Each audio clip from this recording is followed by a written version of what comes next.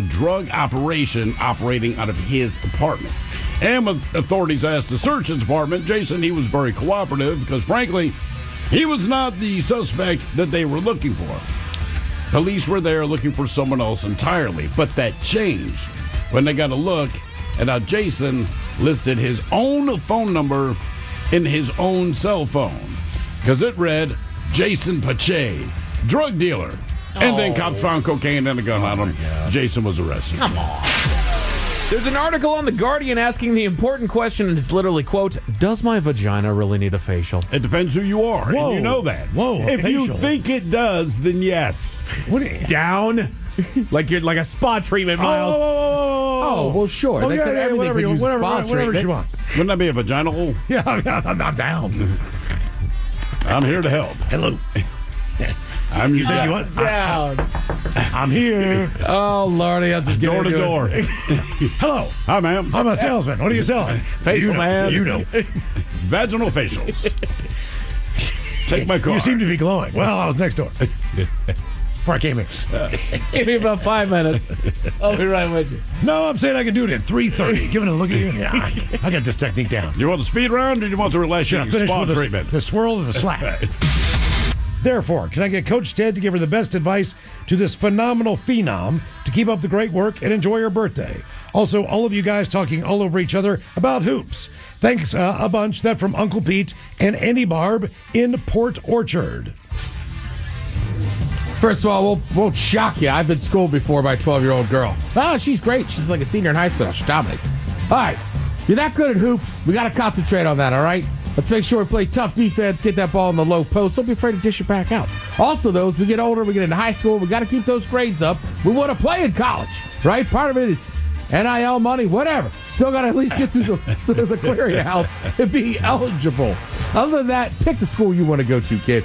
Okay, hoops wise. Oh, hoops. I mean, Stick I'll tell your you right butt now, as far as I you mean, can and box out. Spread out your elbows. Get them out. Do not let them inside. Get a good position inside. And bend over. And then when the ball comes, you got it all to yourself. Pull that baby back down, rip it out, and get that out pass out as fast as you can. Some stuff I did was stupid, and I told him the little petty things that I did that you quote-unquote got in trouble for. But I said, I'm not going to share these stories with you just yet, but I will let you know. It's like, what were you like in high school? I said, well, which one? I thought you were done moving. I said, we were done moving. I went to 3 different high schools. Why? I said, those are the stories I will tell you when you get older. And just to look out his face, it wasn't disappointment. It was more like sheer excitement. No, it was amazing. He can't wait to hear what it was. Because again, and Neither can we. Oh, yeah. But we've heard them.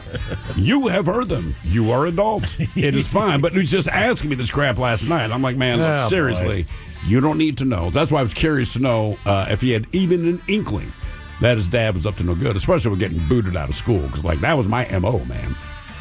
But I have to, hey, make sure you do your homework. All this crap that I didn't do when I was in school, because you're such a hypocrite. No, you have to be a become parent. You have to be a parent. You got to be a parent.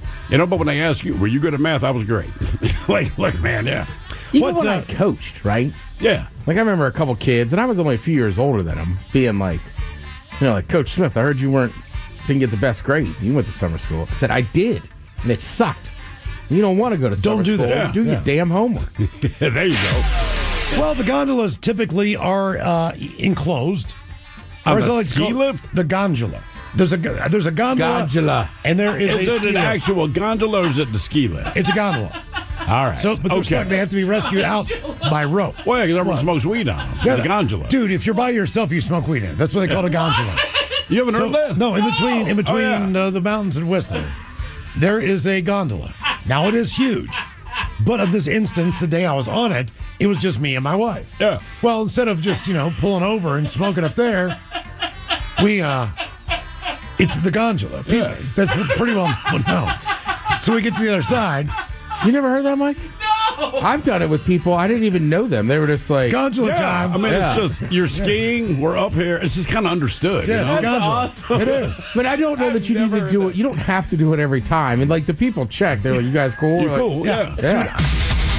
So today it is all about the crotch. This comes to us from Crotch? The crotch. Okay. The crotch. This You comes wanted to us to stop, and then the next thing you Is the bring crotch? up. is the crotch. Stop talking about vaginas. Let's talk about the crotch. He's a terrible superhero. I'm not, what? The crotch. He's awful. Pretty a man. My God, it's the crotch. He's so musty. Is it perineum or how do you Perineum. Perineum. I can smell him That's a around the sidekick. corner. And the perineum kid. Perineum man. I am the crotch. I'm sorry, you're who now? What you do? I'm your super duper friend. Who knew? He's a ginger. They call me the human episiotomy. His arch nemesis is the gooch. Oh my God. Tristan climbs into the center console. It was not good enough to be behind him choking him. She climbs into the center console. So now she's between the driver's seat and the passenger seat, going after this guy, and bit him on the back of the neck. Yeah. I mean, I don't know. So much. It's crazy. Florida. Yeah. I've been into I've been in taxis many times. Yeah. With a plastic divider. Yeah, Like if you're in a cop car. that is why. Yeah. I would almost have that if I was an Uber driver and I went through that. That would just be my thing. If someone Well, the asks difference why, with Uber I'll tell you. drivers is there is some semblance of safety because they know exactly who you are. I have your You would hope information. so. And it's my Correct. personal vehicle, man. I don't want all the plastic and stuff in there. I'm with you. So, I don't know. That one in Turkey's so bad. This is a really tough one, but I'll take the crazy woman in Florida Okay. just because it's Florida, and maybe one day she will get treatment for her meth addiction. I'm going to agree with Miles on this just because, like, look, I understand the guy's robbing the place. You're already a douchebag. But lady in the cab, she had intent. Teacher had intent. So did the student. But the guy, like you said, The guy's intent was he's to already rob the done- place, not to I cause just an want to rob infection. you. I I'm just want sorry. to take your money, steal your crap. I'm sorry I about don't your want to arm. put you in a hospital. Right. That's it. If I don't have to. I think the teacher sucks the least. Kid had it coming. Bitches, can you wish my son Emiliano a happy 4th birthday? Emiliano. Emiliano. From his dad, Jamie. He's a smart and kind-hearted little man. Can Miles tell some dad jokes? And Coach Ted, tell him what to expect now that he's 4 years old. Also, congrats on 20, guys. You rock. All right, let's see. Do I have anything? 4-year-old. 4 years old. 4 years old. This gets me in trouble. Okay, 4 is tough. it is. Okay, where do animals go when they have lost their tail? Where do animals go when they lose their tail? They go to a retail store? That is correct. Appropriate for a 4-year-old. A retail.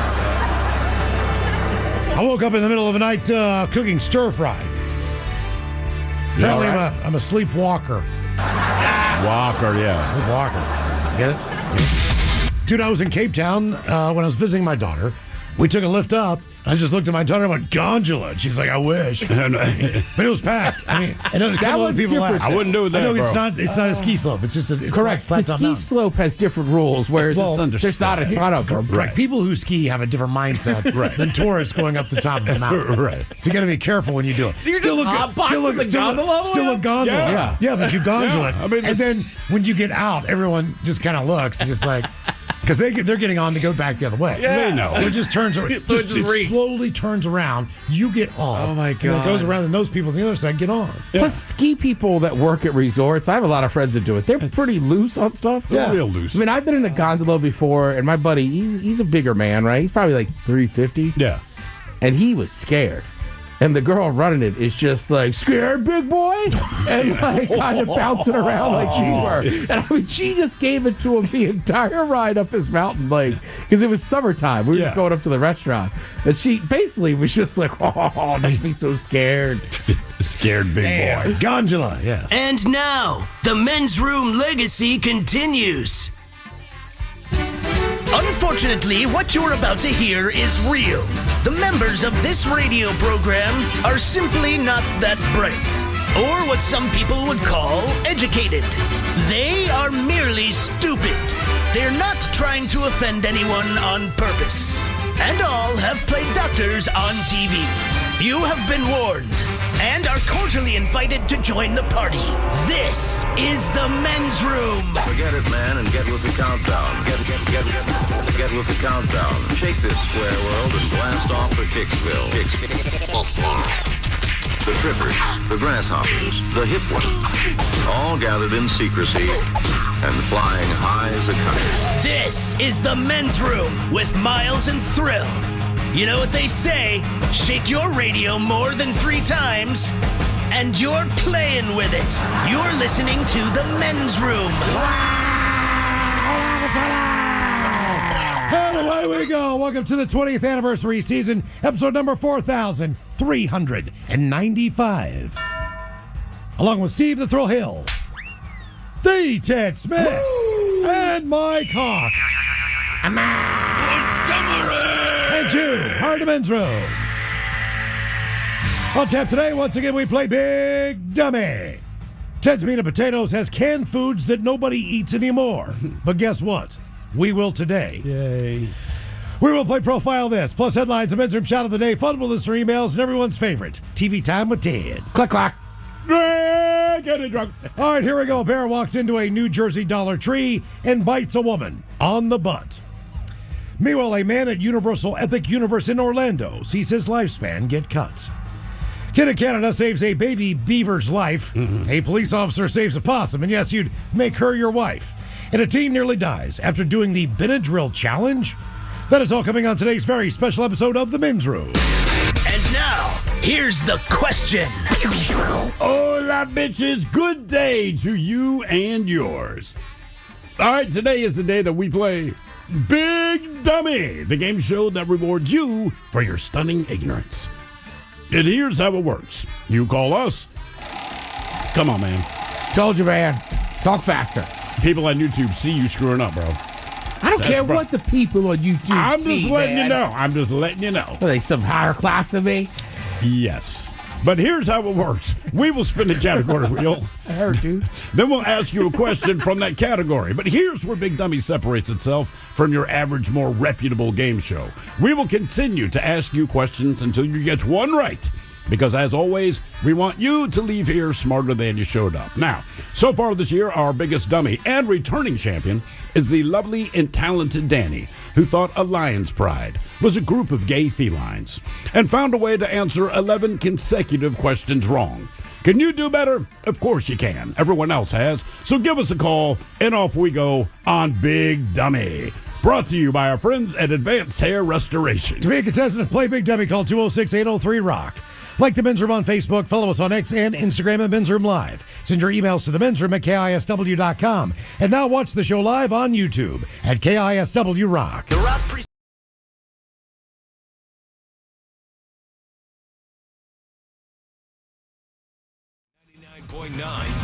KISW. All but y'all, away we go. Welcome to the 20th anniversary season, episode number 4,395. What a large and a charge program we have for you today. Guaranteed future repeat. The head chef is back. Ted's Meat and Potatoes has canned foods nobody eats anymore, but we will today. Now, probably about 2 or 3 weeks back, head chef, you brought us a list of foods that used to come in cans. People used to eat a lot of. Right. It's popular. And not so much anymore.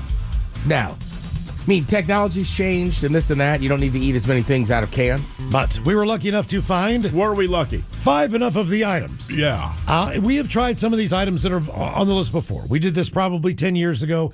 We're just more on the tip of canned meat products that time. Yeah, we had So a whole canned chicken. A whole can that had a whole chicken inside of a can. That was the most disgusting thing I've seen. That you're supposed to eat. Vienna sausages, I remember.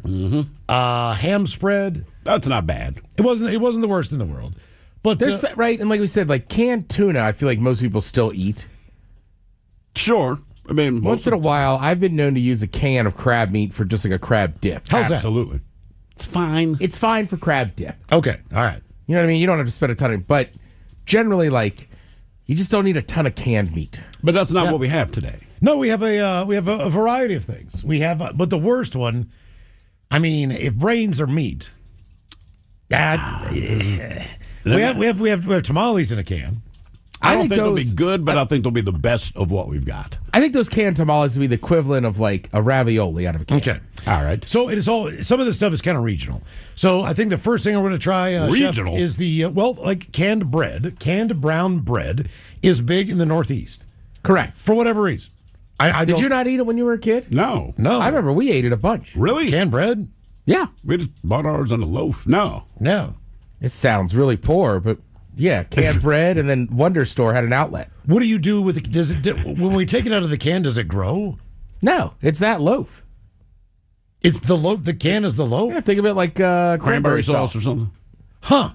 And then we just cut it? right. I'm excited. All right, so that's number one. Is it on the list. is it It's white not, bread, or it pumpernickel, is, yeah. or is it just It's canned brown. bread? It's brown bread. Okay. It's called brown bread. That's all I know. Cheesecake Factory says, hey, it's brown bread. You like it? Yeah, but Outback it's from a Steakhouse. loaf. Brown bread. Okay. They say that the pumpernickel is the dirtiest bread for whatever reason. Like As the far- unhealthiest. Yeah, as far, well, No, as far it as just the has stuff. a lot of sexual partners. That's right. That's right. To be fair, pumpernickel means the devil's fart. Yeah. We've also got canned macaroni and cheese, which I believe will probably need to heat that up a little bit. I think so. Canned boiled peanuts. Boiled peanuts are the peanuts that you eat, shell and all. Right. But these are in a can, and it feels like it's wet. Yeah. To me, it feels heavy. Like, There's probably some wetness in there. Wet Yeah. peanuts. well, man, because oh man. we've had boiled peanuts before. You can eat them dry. But they weren't wet. Yeah. They're perfectly fine. I believe these are wet boiled peanuts. Okay. And you got to say boiled. Boiled. Yeah, that's true. Because boiled peanuts are really only big in like South Carolina and Yep. South Carolina. We have canned tamales. Yeah, I'm excited for those. I'm not excited, but I think they'll be the best. I think we need to heat those up along with the canned macaroni and cheese. I mean, you do, but you've never just eaten Chef Boyardee out of the can? Do you want to just go straight in? Well, I mean, look, I think obviously the directions would say heat them up. Yes. They do. The directions would be like, why'd you buy it? So does soup. You know, you can eat it right out of the can or you can heat it up. I just known in a time in my life, we would just buy. Eating brown bread out of a can. Well, and then like when you're a teenager or something, you've been Yeah, out, it's like, raviolis. you go to like, yeah, especially when they made the tops, you just peel off. It was like, screw it. I'm They just were gonna eat it. begging you to. Okay. You didn't need a can opener. It's like if I don't need a can opener, I don't need But to you eat didn't put this those in the microwave and heat them up? Not if it was midnight. Okay. All right. Well, and sometimes too, dude, you got to keep in mind, right? You know, you're out doing stuff like you want to eat something, but like you don't Yep. really, like you're at that age where you can't go home because you're already past curfew. So it's like, we'll just eat this in the car. There you go. And then finally, we're going to try to stomach canned pork brains. Unfortunately, at With that milk point in gravy. the segment, I'll be very busy. With milk gravy. Milk gravy. I don't know if that makes it better or worse, man. What do you think the origins of that is? What, the milk gravy? Well, just canned pork. If you told Brains. me, Called milk Called gravy. being poor, correct. and this is what is left, and you have gotten used to eating it because that is what is available to you. And then you say, if this segment of the population is going to eat it, put it in a can and sell it.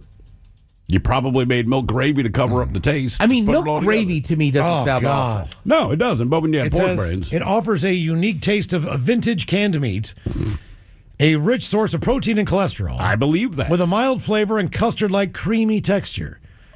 They say for those undeterred by the concept of eating brains or the extremely high cholesterol content, they can be eaten straight from the can with scrambled eggs, Cool. or on crackers or bread. Thank God I've got those crackers back there.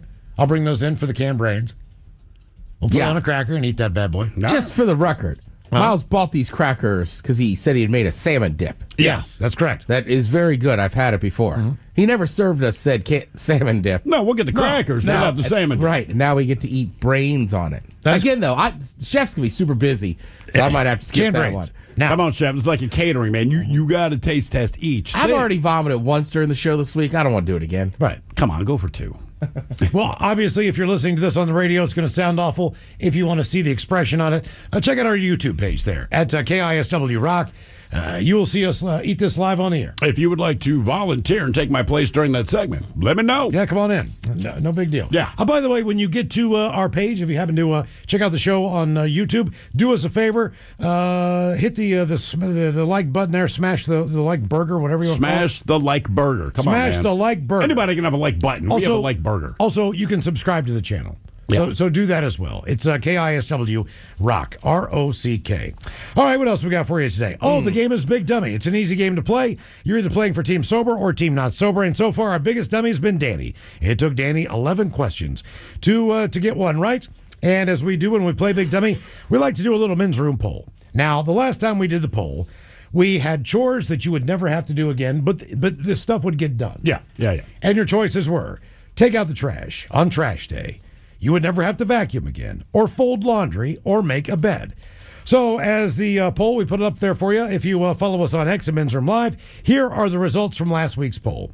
Coming in at fourth place, only 9% of you said, you know what, I don't want to make my bed. Somebody else can do that for me. That seemed about right. Yeah. In third place, with 11% of the vote, taking out the trash. People said, hey, that's something I can do. Don't mind doing it. I don't mind doing it. Once a week, not a big deal. Although I got to do it tonight. Got to make sure I remember. That was my problem and issue with it. It's not being lazy and not doing it. It's remembering to do it when I hear the garbage truck at 6 o'clock in the morning. Usually my memory is served when I see the other neighbor's trash cans out front. Like, I think maybe the part I always like taking out the garbage cans as a kid is I hated doing homework. So I could take 10 minutes to take out that trash. I mean, it's not like we had a big driveway. Right, a 2-minute job takes 10 minutes. Yeah, like, I don't know, Mom's still doing trash stuff. 23% of you said vacuuming. I don't want to vacuum anymore. Number one by a long shot. Folding laundry. Yes. Yeah, that was 57%. That was the easy win. If on last week's anyone poll. likes to fold laundry, they are a psychopath. I was folding laundry this morning at 7 o'clock. Were you enjoying it? It just had to be done. Exactly. I had to move it through because Yeah. I had stuff in the washing machine. So I'm like, look, I got to do this now. Yes, it sucked. Yes. It sucks. If you don't think But it sucks, you're a has- psychopath. It has That's to be all. done. Now, today on our poll, okay, we have the story out of China. It says fender benders in morning rush hour, they're fairly common, but this may be a first of its kind as far as a crash is concerned. 2 flying cars collided in midair Tuesday while rehearsing for an air show in China. Both pilots, believe it or not, are okay. One of them sustained minor injuries. The other one walked away fine. Officials say they were performing stunts in formation. Got a little too close. They're quadcopter flying cars, not the airplane kind. So basically, Yeah, it's just like a drone, basically. it's a big drone. Yeah. Yes. With blades the size of big ass fans. One of them was able to land safely. The other flying car burst into flames when it landed.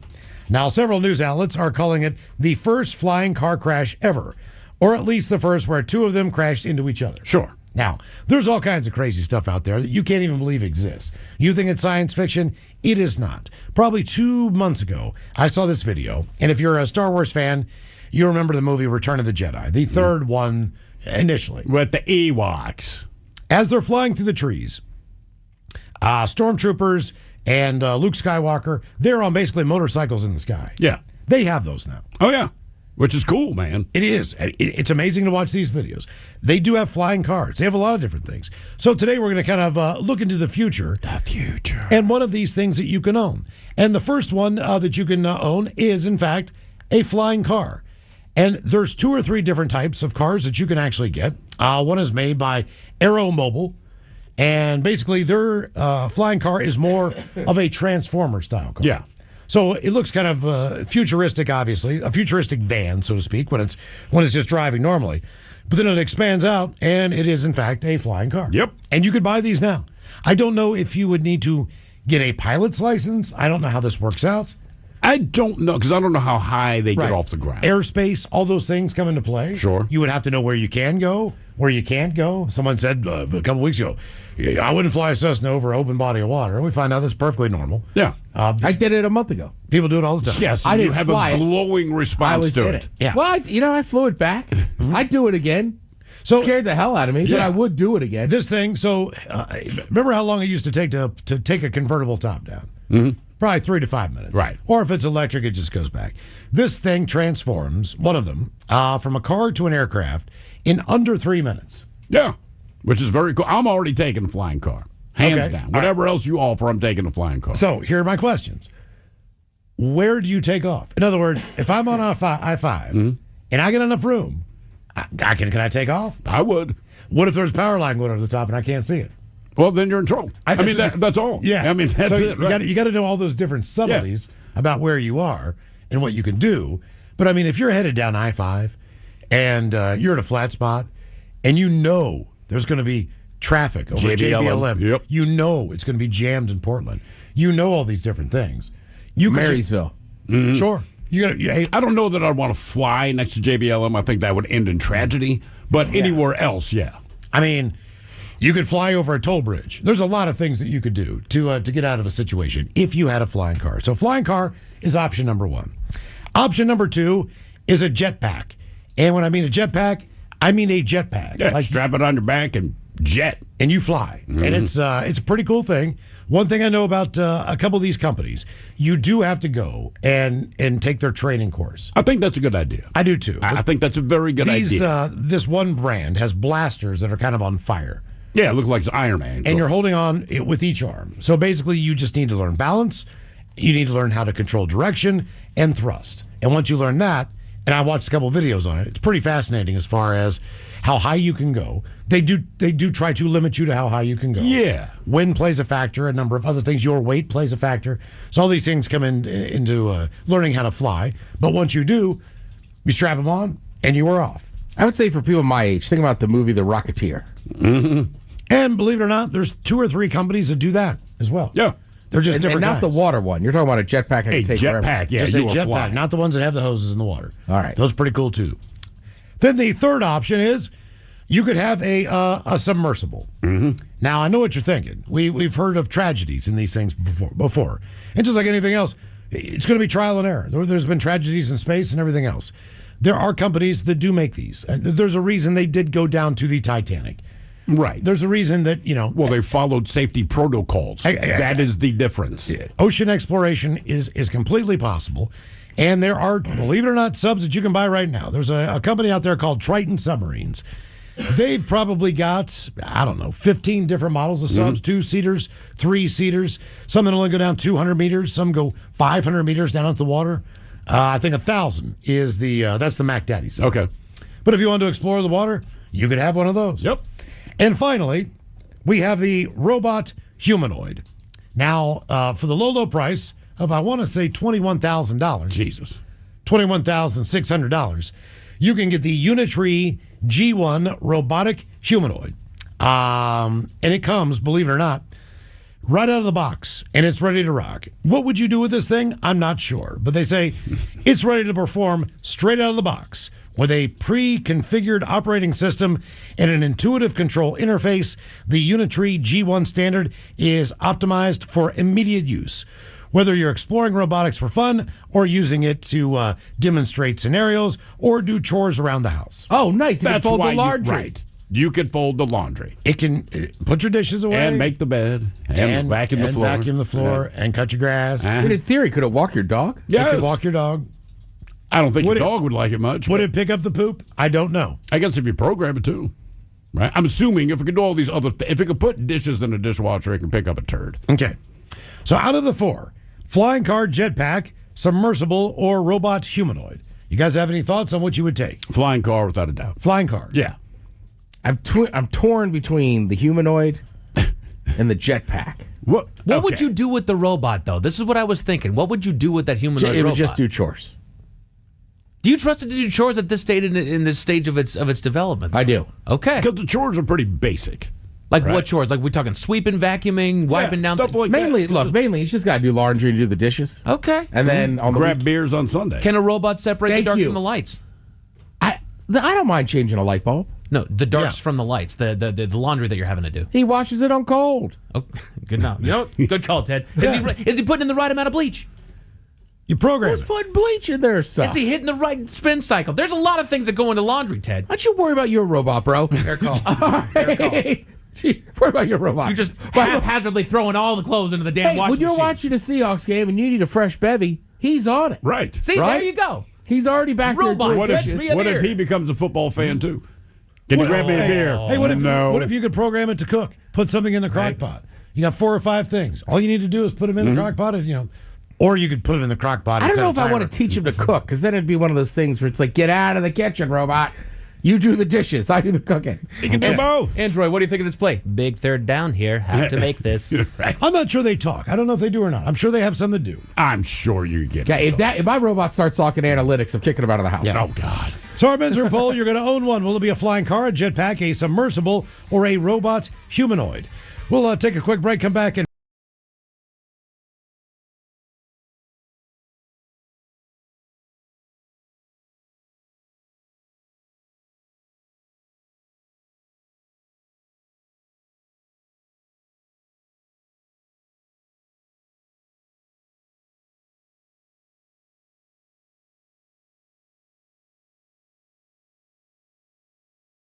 5 years and 1,000 shows. Now the men's room welcomes all of you to the official after party. But before we kick this bitch off, let's take a look back at the first 1,000 shows. 99.9 Rock KISW. Miles Montgomery, the Ted Smith, Steve the Thrill Hill, the Ted Smith, Ben the Psycho Muppet. Afternoons on the Rock, 99.9 KISW.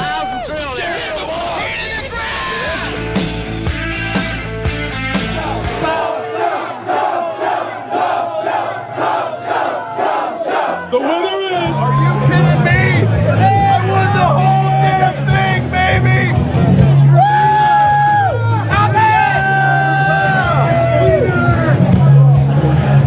Rock and roll.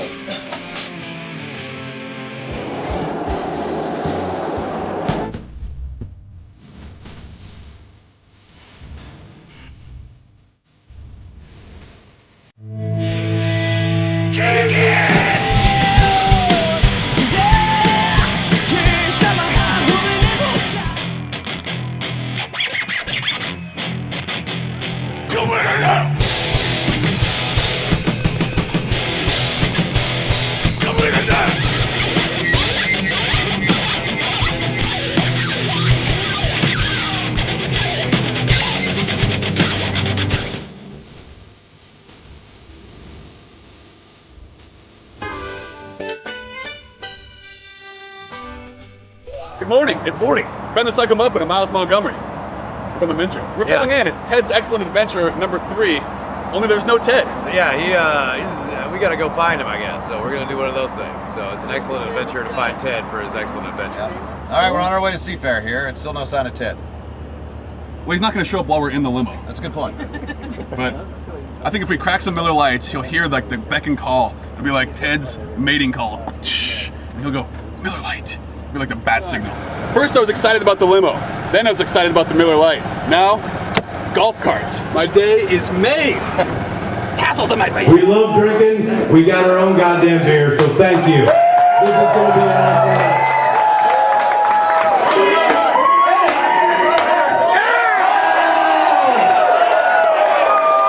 Just like Ron Jeremy or Peter North. We're going to have a good time tonight. And drinks a lot of Men's Room Original Ale. We do have some of the t-shirts. Thanks for everyone who helped out. Rock the crate.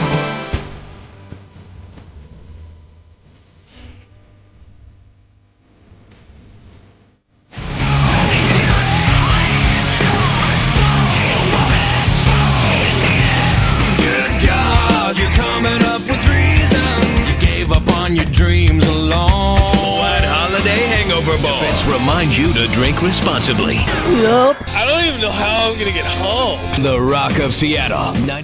The Throwdown in T-Town. Here are your results. Starting with the thumb wrestling deathmatch. The digit-crushing warrior is Steve the Thrill Hill from the men's room. Jolene's colossal cockfight. Your sumo hero is Mono Nick from the BJ Shea Morning Experience. Finally, your main event champion, Double R from the BJ Shea Morning Experience. 99.9.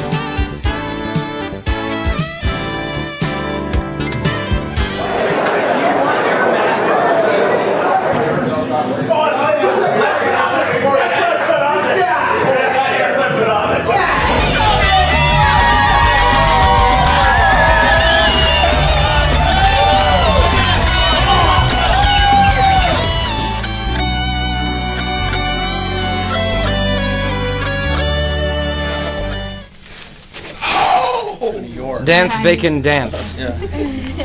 You're gonna sizzle, Ted. Sizzle.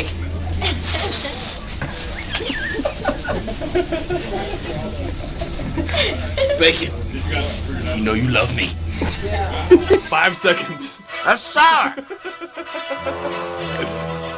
I feel good. Made 15. I didn't get much sour, Ben.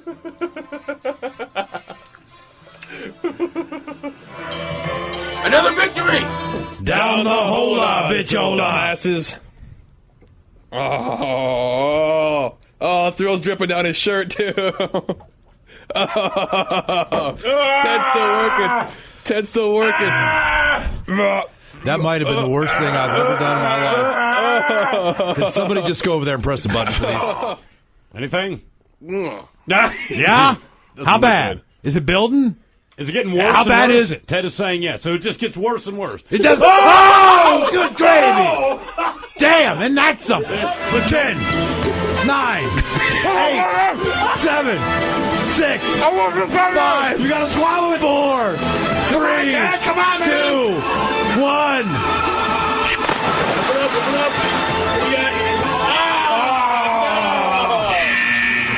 Are you ready? All I gotta do is brush it? You're going to brush your teeth with caviar. Tube liquid caviar. Why not? It can't be that hard, can it? Mm-hmm. Yeah, sure.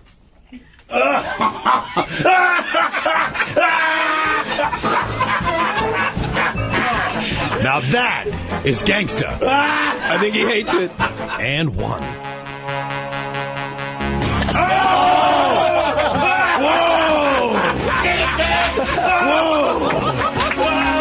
Kid Rock just passed you a beer. I guess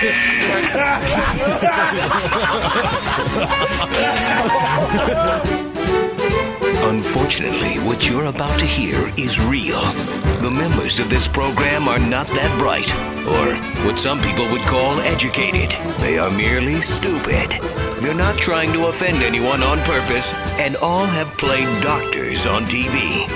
You have been warned and are cordially invited to join the party. This is the Men's Room.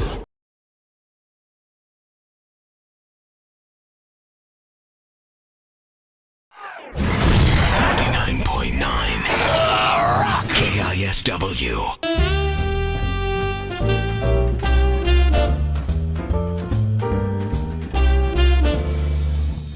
Where the hell was that? That was a Slash show. At the Slash show, and I had to poop real bad.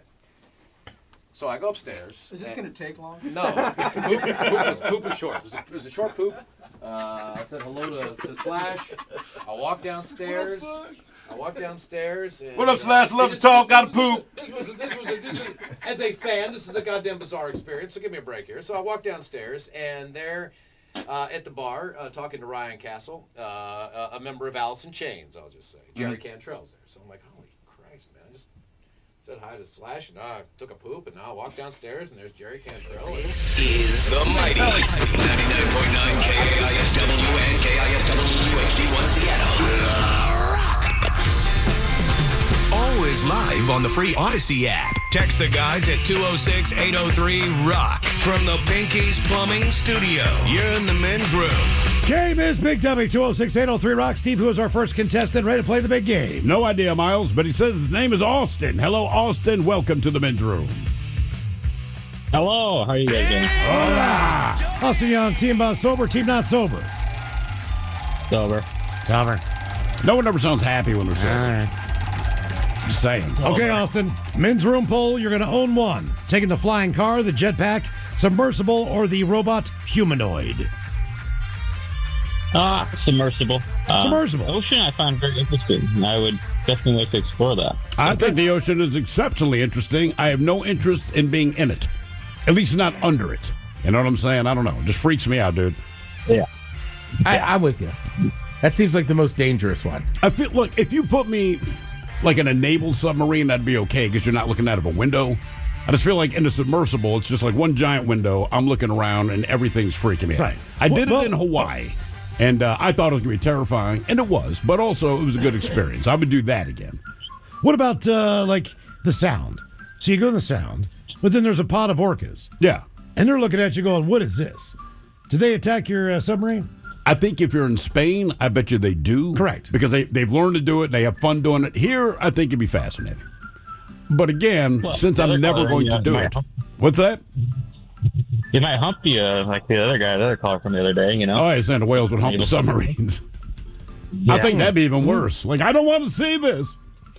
All right, Austin, here is your question. What daily comic strip features the occasional visits from Bob the Dinosaur, king of the wedgies?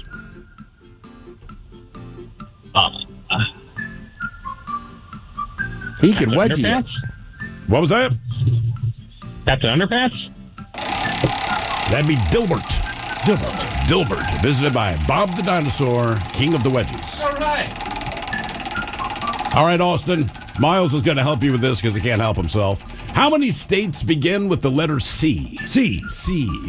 As in clitoris. I'm prepping for Wheel of Fortune, Ted. Well, no, if I went on Wheel of Fortune, that's what I was saying. Can I get a C as in clitoris? I was thinking.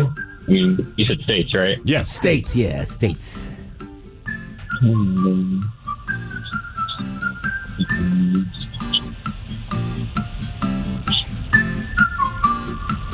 Any day now. 2?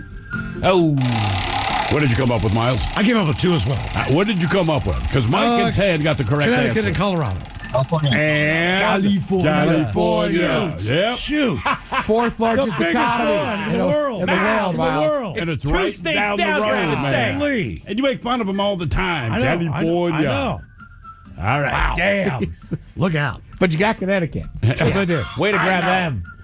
Why start northeast? Got then work my way Colorado around? first, didn't you, you green dummy? Then work my way Green over. and dummy. Damn. All right, Austin, your question. What mountain is the tallest point in Japan? Fuji? Yeah. Nice job. Yes, indeed. Nice Can job. you name another mountain in Japan? I cannot. So whatever you say, I have to believe you. Oh. Is Fukushima a mountain? I thought that was Is an that area. a city? Is that an area? Well, it was on the Okay. water. Right. So typically, probably no. Or is that the place that got hit by the tsunami? Yeah. That's the place that got my hit by bad. the tsunami. My bad. Green It's dummy. an important spot over there. Green dummy. Dummy! Hello, Danny. Welcome to the men's room. Sounds like a mountain. Danny! Hello. Danny, you sober or not sober? Who What's is your this? It's Andy. Andy. Hello, Andy. Oh, Andy Mac. My bad. Andy, are you on team sober or team not I sober? thought you said Danny Mac. I was like, all right, Danny. No, I'm on Team Sober. I still got to go pick the wife up from the train here eventually. We Okay. just saw her walk out. Yep. Sure did. She'll be there in 2 hours. Yeah, no kidding. All right, Andy, our men's room I poll. was on hold with you guys, and she goes, "Are you kidding me?" Yeah. I love trivia, man. So, God, she what loves can I us. say? You can feel it. Okay, you're going to own one: flying car, jetpack, a submersible, or a robot humanoid. You know, it was between the car and the jetpack, but I think I got to go jetpack. There's less regulation with it. Okay. Is there really less regulation with a jetpack that you're controlling with your arms? Than a flying I car? mean, Yeah. It has to be. Yeah, I can do whatever I want with it. My thing is, All right, so- honestly, nighttime and power lines. I would not do it at night. No, you couldn't. But Look, you got flying yeah. car either. But I'd rather hit the power lines on my flying car than the jetpack. I'd rather not hit them at all, but You're give it probably a not choice. allowed to fly at night on the flying car. You think you can fly at night with the jetpack? I don't think you can fly it at any time of day. I can fly it out of my Why not? backyard. The jetpack, yeah, the flying car has got to have a ton of regulation. Well, no, look, I'm not going to do it over I-5, right? I don't respect you like beating traffic, but if I don't know, I head towards Shelton, right? They got a lot of open land. I gun this bitch and I'm just flying over fields and like, that's it, right? I'm in the ferry line. All I need is, 100 yards to take off? I wonder how many yards you need. Probably need like Not a 200. good question to ask. Yeah, that's what I'm saying. Like, how many yards do you need to take off? All right. Here, would you take the ferry if you had the jetpack or No. just blast your no, ass you off? wouldn't even wait in line. Yeah. Depends on the distance. Right, because sometimes you're just looking right across at your destination, right? I'm like, Right, Kingston to Yeah, Mukilteo, fine.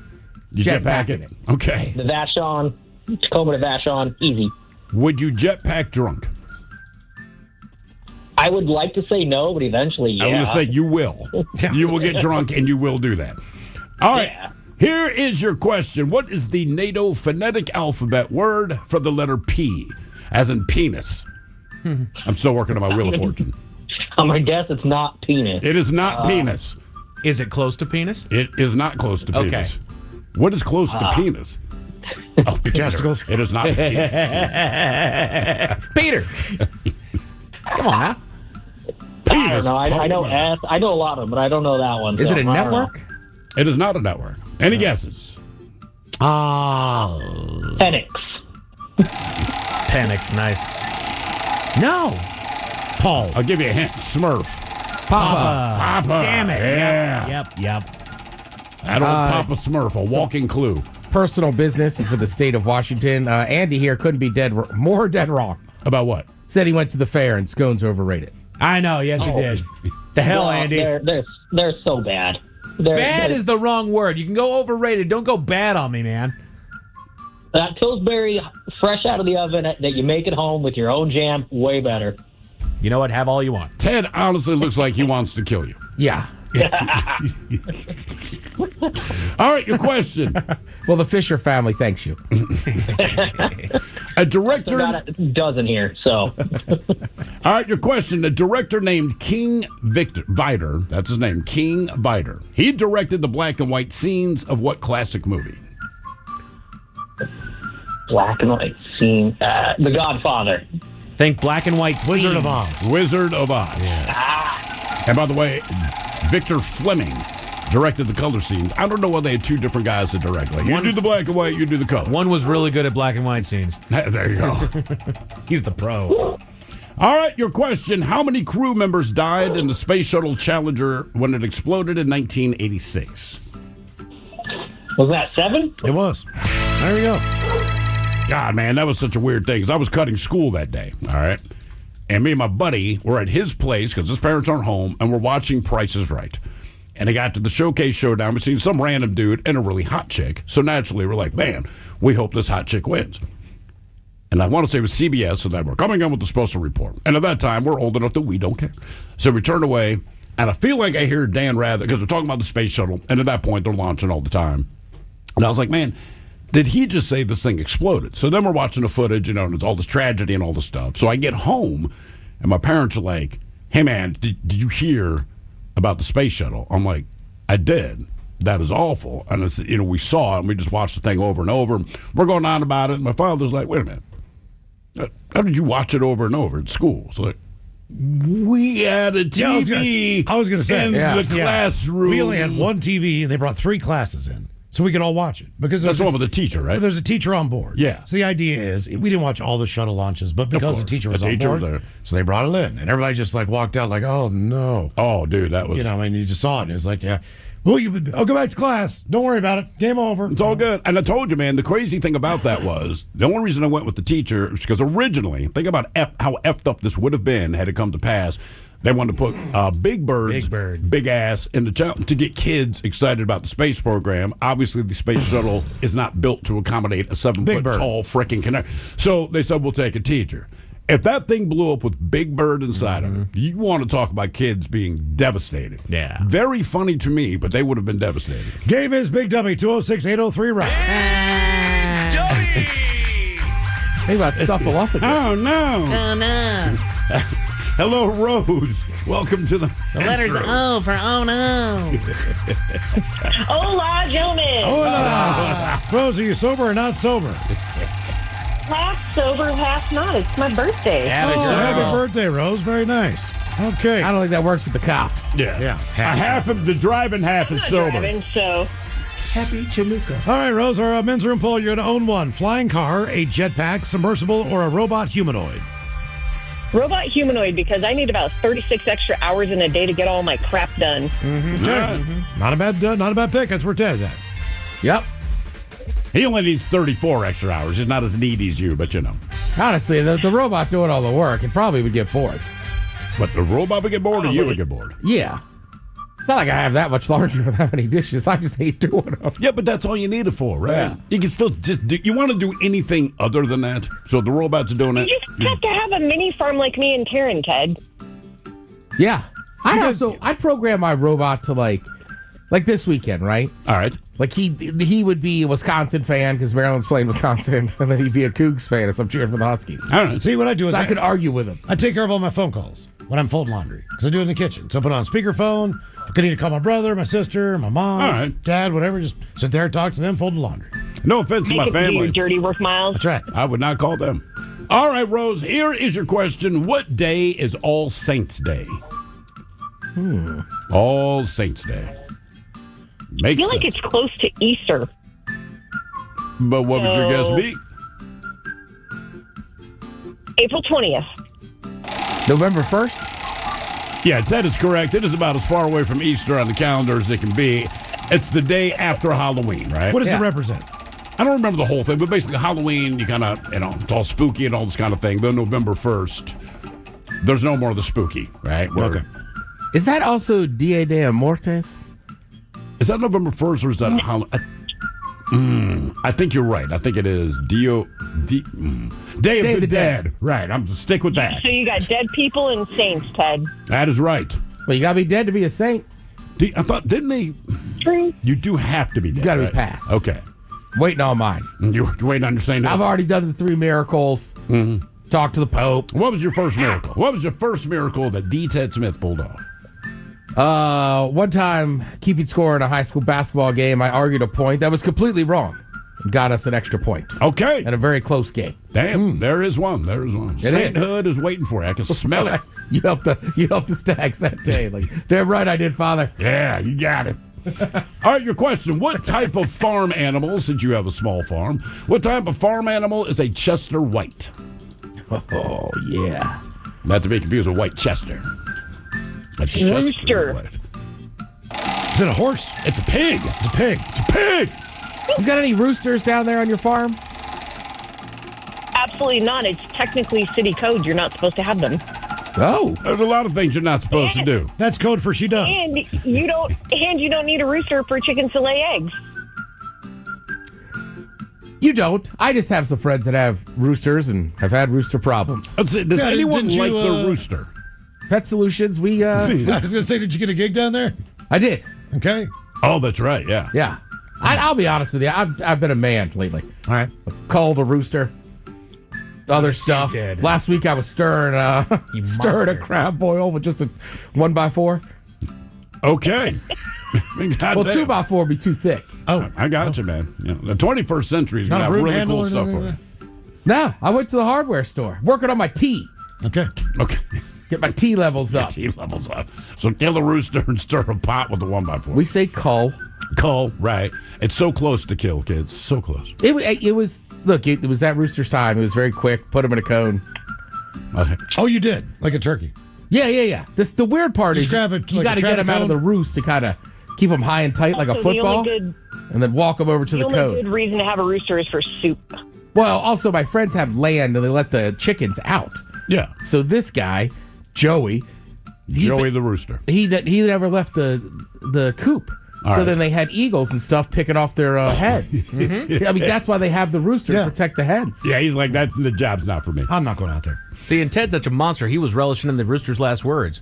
He showed me the video when he put that rooster in the cone, and all you hear is as he's going in. And I might have sent Mike a picture of me with blood on my cheeks. Blood on your face! Jesus. He dipped 2 fingers in the blood and marked himself like Rambo. The hell is wrong with you, man? Nothing. Okay. What do you do on the weekend? I'm perfectly fine. Lord, Ted. Pet Solutions. I don't feel weird at all now. Yeah. It's a normal life. You go to the store, you buy I need a chicken. shower. It's the cycle of life. It is, but like when the Circle, Purdue not cycle. when the Purdue chicken guys do their TV commercial, they have not wiped blood under their eyes. It's just understood. We know what goes on. What if you behind came the in like scenes. with pink eye or something? Oh, no. You could have got some weird disease. I don't know what to tell you. People have been doing this for centuries. I wanted to show respect to Joey. By the way, Ted, somebody here on the YouTube line says, Ted, I've got a rooster problem in my neighborhood. I might need to hire Pet Solutions. Well, it has to be your rooster. He did not specify that. Right. All right, Rose, here's your question. What was the first American war to utilize a submarine? Ooh. I think I know this. Wasn't it the Civil War? That's what I thought. Revolution. It is the Revolutionary War, yeah. Revolution! The Civil War is kind of famous. What's it, the Merrimack and the Monitor? Is that the name of it? They're the first ones to have like a battle. And What is they found one of those off the coast of either South Carolina or North I Carolina. believe recently. South Carolina. Yeah. I think so. All right, your question. What musician was the original narrator for Thomas the Tank Engine? Oh, it was Ringo Starr. Yeah. It was. They hit us with some Ringo, Mike. Choo choo, baby. I'm going down the tracks. Choo choo, baby. Yeah, Seamus, Big Dummy, 206-803-ROCK. Hello, Ryan. Welcome to the men's room. Dale. I like the episode where Thomas has a bad trip. I'm not on the tracks anymore. Having a bad time. Ryan, are you sober or not sober? My cars go. I'm steam powered. Whoa. I'm a high-speed engine. Ryan, are you on team sober or team not sober? I'm sober today. Okay. Are you sure about that? I think so. All right, what do you want, Ryan? A flying car, jetpack, submersible, or a robot humanoid? The flying car would have been nice, but I gotta go with the humanoid. Humanoid. I'm shocked that everybody wants the humanoid. What would you have it do? All my BS I don't want to do. Yeah. Okay, go talk to the wife. All right. Go ask the wife how her day was. All right, cool. Thank you, humanoid. And then give me the AI synopsis. Send him in to warm up the engine? Yeah, there. You do the foreplay. Let me know when she's ready. I'll get the rest. Have it sound like Ringo. Oh, God. Are you horny? I'm here to listen to you. That was Ryan Castle's biggest problem with it. What's that? No sexy time. What do you mean? The robot won't do that. Oh, he wanted to have sex specifically with the robot. He's like, I'll say it'll do anything. I'm sure you can retrofit it, man. You need me to rub your shoulders? I would take that. Like, yeah, bring it up. Extra lube for you. Little dry. All right, Ryan, here's your question. Increased friction. What is another name for tetanus? Another name for tetanus. Oh. I have no idea. Any guesses? You get bitten by a dog, they're like, look, man, get a tetanus shot. Rabies. Not rabies, lockjaw. Lockjaw. Not bit by a dog, boss. That's rabies. What's that? Bit by a dog is rabies. You get tetanus from stepping on a rusty nail. What if that dog's made of nails? Hey, that's the dog I was talking about. Dog's got nails for teeth. Mm-hmm. Man, that'd be a badass dog. I know. Nails. Heel nails. Unless they're painted. Come here, Nails. All right, Ryan, your question. I'm not playing for the Bears. In tennis's Grand Slam tournament, which is played on a grass surface? Oh. Isn't that Wembley? It is. Wembley's a stadium. Wimbledon. Yeah. Are you not going to give that? Really? No. Really? It's not the name of it. Wimbledon. It's the Open Championship Right. in Wimbledon. It's Wimbledon's a part Wimbledon. of London. Right. Wembley fair is a enough. stadium. It's not played in Wembley. I'm not the Ted Okay. Schmidt. You're not? The Ted Schmidt. All right, question 3, Ryan. Question number 3. What are the 4 Grand Slams in tennis? Oh, God, I don't. You said almost one of tennis? them. Yeah. So, Wimbledon, Yep. that's all I got. There's 3 other countries. Mm-hmm. One is in New York. U.S. Open. The U.S. Open. Yeah. There's 2 other opens. Asian Open? That's not a country. The French and the Australian. Yeah. Wimbledon, U.S. Open, French Open, and Australian Open. Ryan, hang on there for us. Question 4, and more of Big Dummy coming up next.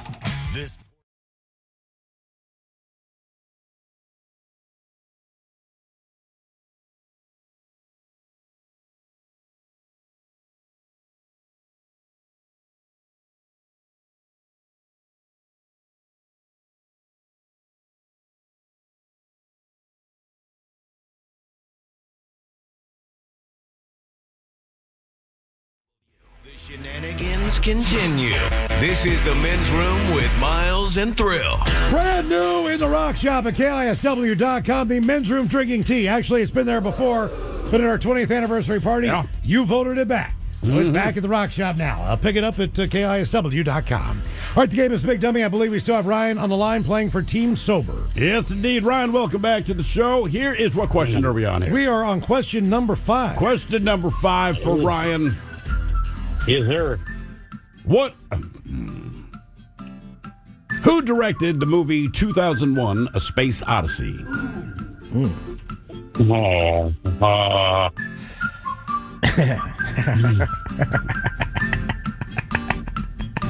man, I don't know, James Cameron. Was that Stanley Kubrick? Stanley Kubrick. Kubrick. Kubiak we'll see on Sunday morning. He was Kubrick. Okay. That was I was thinking Gary, what's his face? Kubiak. Yeah. I'll tell you what, man. Bruce Kulick. South Carolina football has a few things in the opening, but the first thing they do is play that Space Odyssey thing. And then Cocky pops out, dances, and then they go into Sandstorm. But it's pretty impressive. Just like the movie, though. Cocky shows up in the movies on the space I would station. watch it. I know You're you telling me the mascot from South Carolina. Cocky is the mascot. I was going to go, who's Cocky? Well, he's a Gamecock, dude. And Ted The one would you have killed. And wipe the blood under his eyes. All right. Your question, multiple choice. 2, 4, 6, or 8. How many AA batteries do you need to make up the same voltage as a 9-volt battery? Is that even an option? It is. 2, 4, 6, or 8. Who do we appreciate? 3. 6. Got it.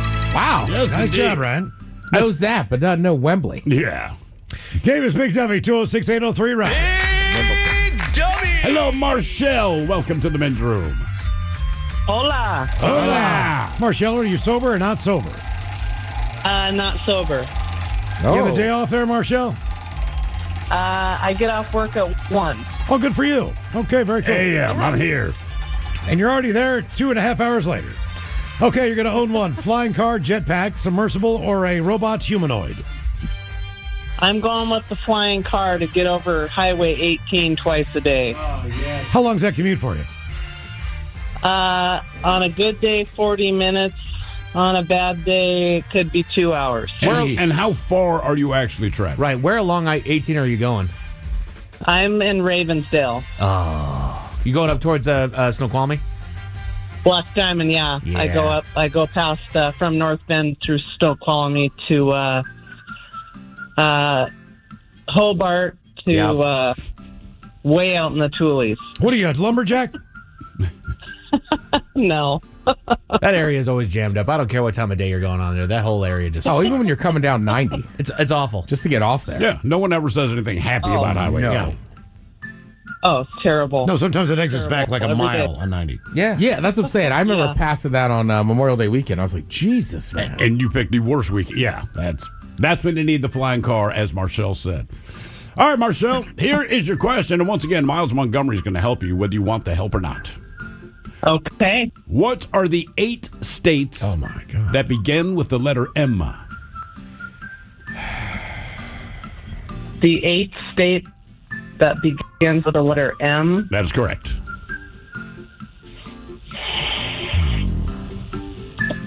Okay, I'm halfway to home. You don't need to do them all at once. You can just start noodling it out. Maine. Yes, there's one. Mississippi. Mm-hmm. Missouri. Yeah. Montana. Uh-huh. Massachusetts. Yep. Yeah. 3 more. Think about Ted. Alabama. Whoa. Got it. Emma. Or not Alabama. Got it. Wow. What are you drinking, Marshall? Damn. I'd have been happy if you said Malabama. You just straight up said Alabama. Can I buy you a fish sandwich? Wrong button. I was going to go. Damn. Let's get that. You got 5 of them. Minnesota. All right, There you Jay. go. Think about Ted. Michigan. Yep, one more. One more. Oh. They're playing Wisconsin this Did I- weekend on NBC. Did I say Mississippi? You did say Mississippi.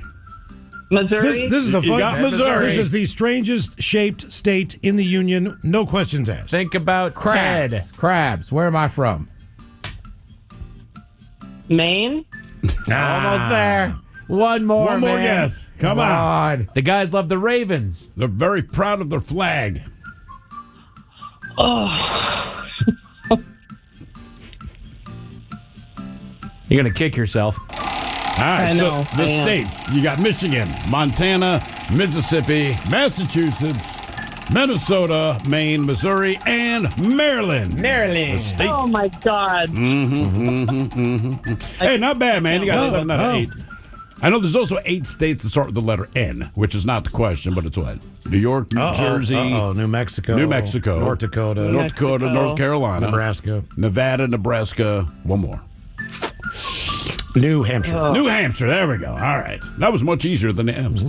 All right. Here is your question. And it's multiple choice. What type of monster was Medusa in Greek mythology? Was she a titan, a demigod, a gorgon, or a nymph? Titan, demigod, gorgon, or nymph? Mike already knows because Mike is weird. Yes. A demigod. You idiot. Obviously, Medusa's a gorgon. I spent a lot of time studying Medusa. When I was a kid, I was scared to death of Medusa. Same. That's kind of the idea. Yeah. Snakes in their head. But in the commercial, she's hot. Well, She's supposed to be. Yeah. I would but have she's sex with supposed to be hot. So if I'm not... I know you can't. If you look at her, you turn to stone. Was the idea that she's super hot? Right. But then you look at it. Okay, the movies. If I'm not mistaken, she didn't always look like that. And I'm going to screw this up, and YouTube's going to screw me up. In her teen years is when it happened. No. She always was hot. But the thing is I think one of the other gods was looking at her a little too hard than his wife, and then the wife turned her into the Gorgon. So the wife doesn't get mad at the husband. Correct. She targets Medusa. I heard her hairdresser moved. Yeah. Oh, no. It's just simple. All right. Your question, what metal was fused to Wolverine's bones?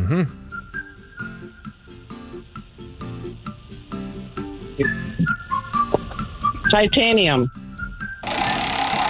Adamantium. Adamantium? Like adamant. Yes, I'm saying. Adamantium. Question 4, Marshall. Marshall, Two shoes. What part of the eye gives it its color? Can you repeat that? Yeah, he just did. You meant the question. What? Run it back. What part of the eye gives it its color? The iris. Boom. Got it. There we go. Very good. Didn't know where gorgons. Want the world. Davis Big W 206-803 Rock. I'm with you. Great Google Doll song. Hello, Scott. Welcome to the men's room.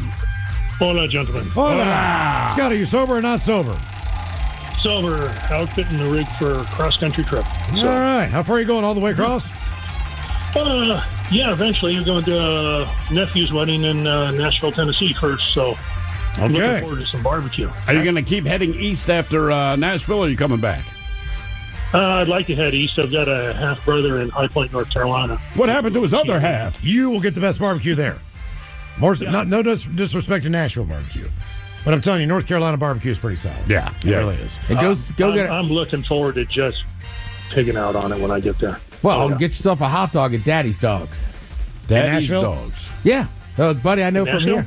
Yeah, he's got a whole little empire down there, man. He's got a couple storefronts. Yeah. All right. We interviewed him once. He used to work with bands. He was always trying to get on Ellen. Yes. Okay. Damn. All right. Oh, yeah. He's a star down there now. All right, Scott, you're going to... It's literally called... What was the name? Daddy's Dogs. So he's got he's got a brick and mortar in the Nations, which is by like the big bar district. Mm-hmm.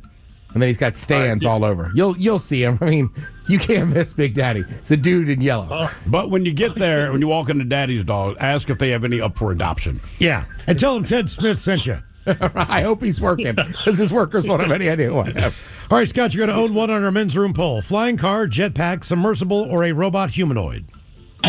Well, I don't trust people on the road, so I wouldn't trust them in the air, but I'd like to get the submersible. I think that'd be good. Okay. All right. The submersible. You know, if you get the flying car and do it wrong, it too will be a submersible. You could go across the country just through the Panama Canal. Yeah. That'd be kind of badass, actually. Just pop up in the other ocean. All right, your question. What pharmaceutical company manufactures Viagra? I want to say first one pops to mind is Pfizer, but I don't think so. That's one and done. There it is. I like how you act like you don't know. Yeah. Never took one of those, never. Yeah. I think it's this. Yeah, me neither. Hey, for your one and done, let's give you a 50-50 question. True or false? Female armadillos almost always give birth to identical quadruplets. True or false?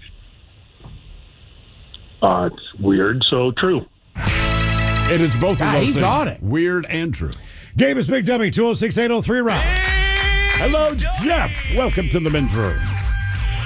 You, your girl, and your Johnson. Hola! Hola. What's up, Jeff? And your Johnson. What's going on, Ted? Jeff, you sober or not sober?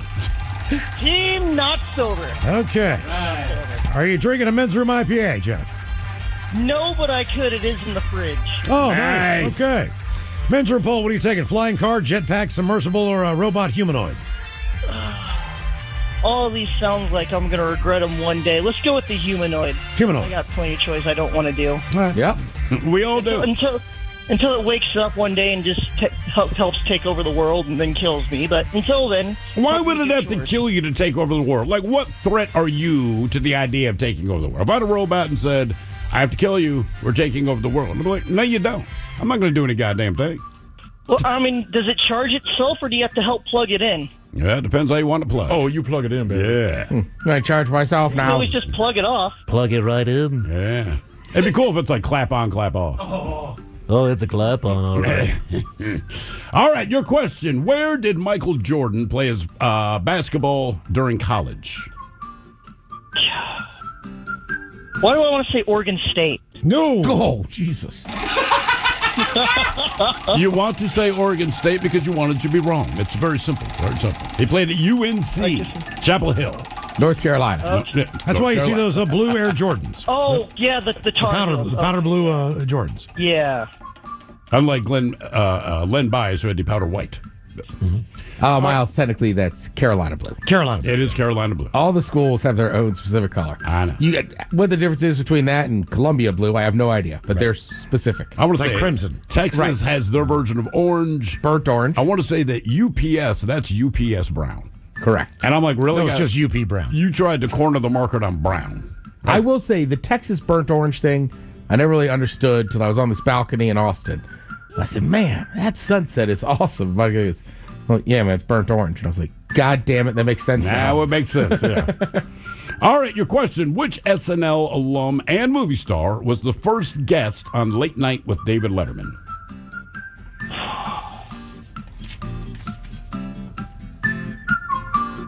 Oh, in case I do get this right.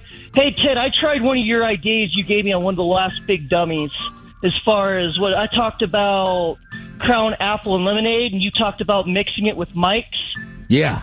I learned the good ratio is I was doing the ratio out of shot glasses into like a bigger glass, but it's like, was it like 2 shots of Crown Apple for like 4 shots of Mike's? Because if you try to do equal parts, you won't taste the Mike's, and all you taste is just the apple. I guess basically, however you want to do it, it's just double the Mike's, but it works. All right. It's not sweet, but it works. Jeff, I'll just tell you this. That night, we tried that at the bar. The lemonade and the Crown Apple. No, I did. Oh, you did? One Okay. of my buddies and the bartender. All right. It might be the worst thing all of us had ever had. Oh, really? It's absolutely horrible. Have you tried it yet? No. It's horrible. I'm just saying. I'm just saying it's horrible. I can't even believe you're promoting this. I know what I like. It's two very, very, very sweet flavors that don't go well together. Okay. That's why apple and lemon don't exist. I will say that, yeah. It is very sweet. If you're not into sweet, it's not for you. At least like, with the Mike's, it's not very sweet. Okay. All right. We just use regular lemonade. Yeah. Big lemonade, I will say, yeah, it's very sweet. It's why you could get away with the half and half. But okay, what's the answer? What was the question again? Oh, my God. I forgot too. What SNL alum and movie star was the first guest on Late Night with David Letterman? Before I get there, though, hold on. Was that Alec Baldwin? Dan Aykroyd. Dan Aykroyd. Chevy Chase. Bill Murray. Bill Murray. That was literally my second guess. That makes sense. All right, Jeff, your question. How many holes are there on a standard Ritz cracker?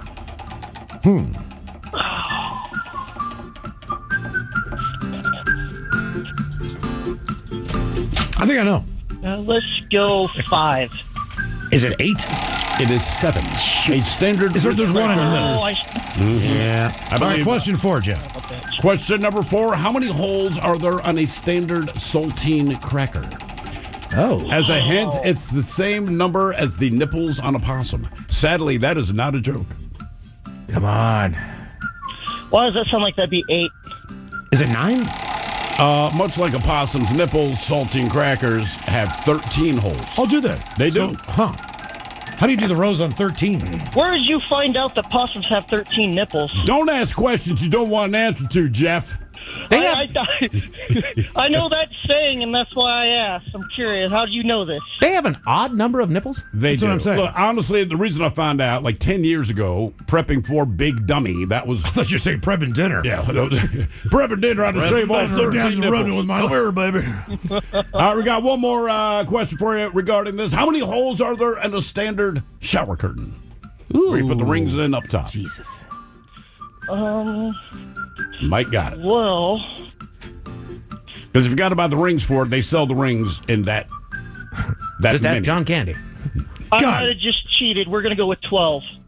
Is it 12? It is 12. So how come shower rings will sell the proper number of shower rings for a shower curtain, but your hot dogs and your hot dog rolls refuse? They just refuse. So you keep buying to sell. It's ridiculous. Because they literally only have one function. You're not going to eat a hot dog without the bun unless you're doing macaroni and cheese, which, let's be honest, nobody's doing that anymore. Sure. But you're also not going to use hot dog buns for anything else other than the hot dog, so they team up, and they don't put the same number in the packages. It's conspiracy theory. That is one of the most biggest pain in the asses ever. Just replacing your shower curtain. I don't know why that's such a pain in the ass to go through every little hoop. It's simple, but you hate doing it. Because there's no way to speed it up. It's tedious and it sucks. What do we want to take a break here and come back with more Big Dummy? Why not? 206-803-ROCK. The Men's Room.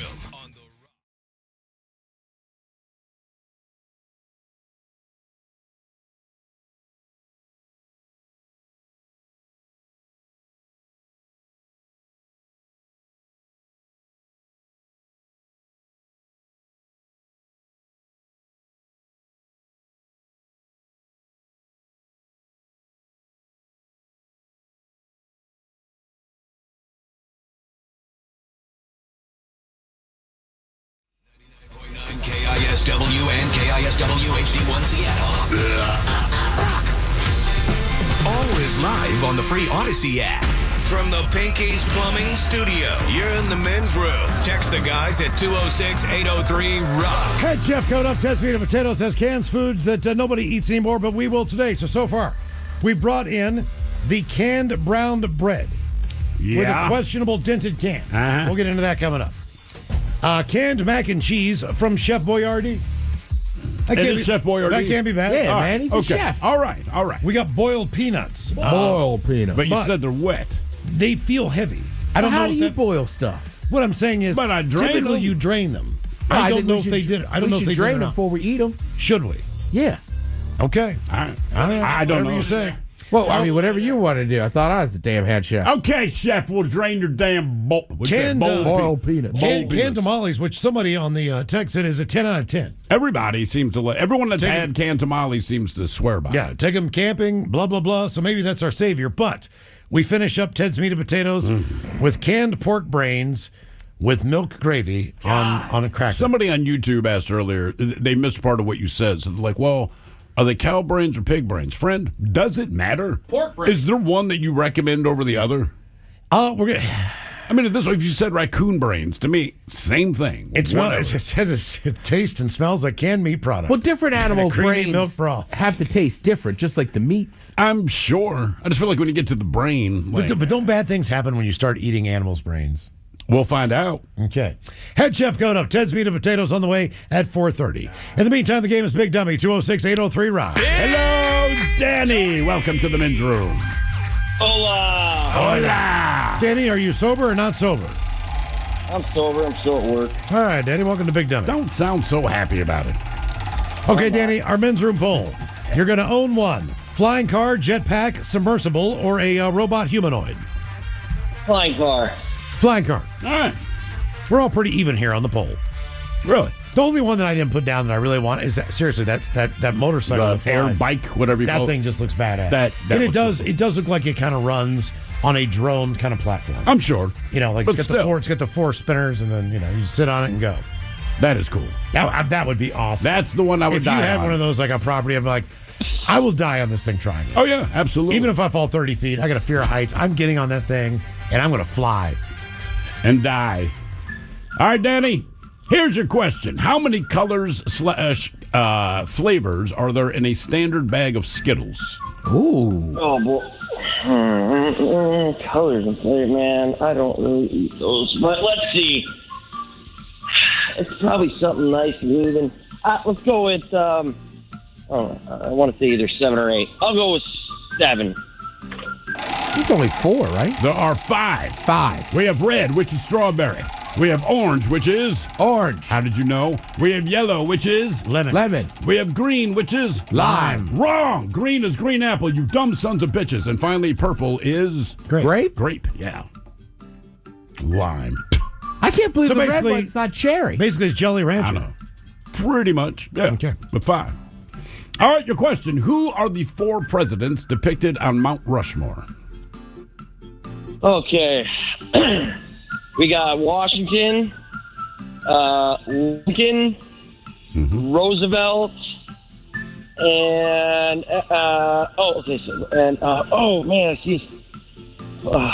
Lincoln. Let's see. I'm trying. Washington, Lincoln, Roosevelt. Let's go with I don't know, Lyndon B. Johnson. Lyndon B. Johnson. All right, you got George Washington, you got Abraham Lincoln, you got Roosevelt, and finally, Justin Jefferson. I was going to say George Jefferson, but Thomas Jefferson. That rounds out your 4. Oh, man. Teddy I Roosevelt. should have known Yeah, that. Teddy. Not front. Nah, man, it's FDR they put up there. No, man, F him. Teddy all day. You know, Thomas Jefferson also a fan of the gritty. Was he? Yep. Yes. I think one day they should I've put heard that giant before. hats on them. That's what he did when he won the election. Giant Yeah. hat day. I'd go. He That'd did be the cool. gritty after he bought Louisiana Purchase. I did hear that. He was Yep. so excited about this, yeah. He's actually the first person documented to do the gritty. Yeah. All right. Write that down, kids, for your next history report. All right, the question, who flew too close to the sun? Icarus. Good. Nice job. Icarus, yeah. Big W is a game. 206-803-ROCK. With his jetpack. Hello, Matt. Welcome to the men's room. Hola, bichola. Matt, sober or not sober? Sober. Okay. Matt, welcome to Big Dummy. All right, our men's room poll. You're going to own one. Flying car, jetpack, submersible, or a robot humanoid?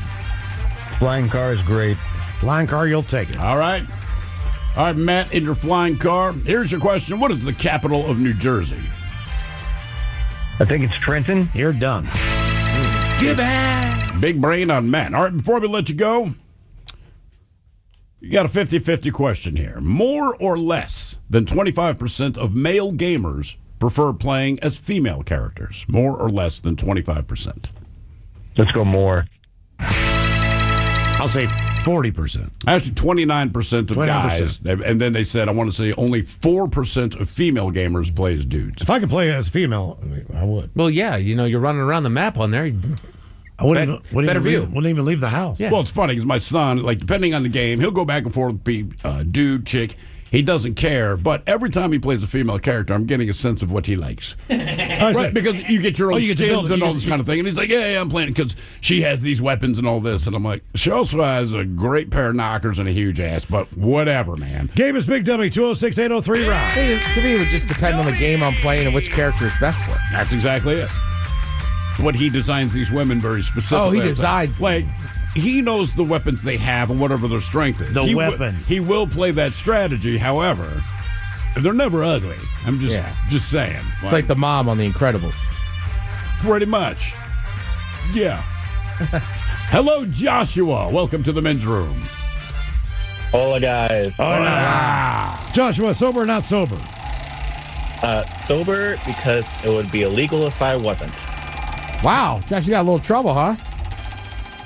No, I'm just underage.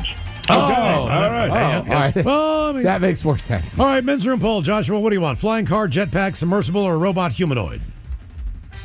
Give me flying car. Flying car it is.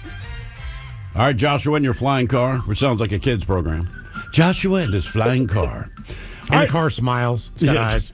It'd be like Thomas. Why do they always smile? Like every vehicle smiles. There's got to be an angry car somewhere other than the movie Cars. I mean, there has to be an angry car, right? I think Mike just got rid of it.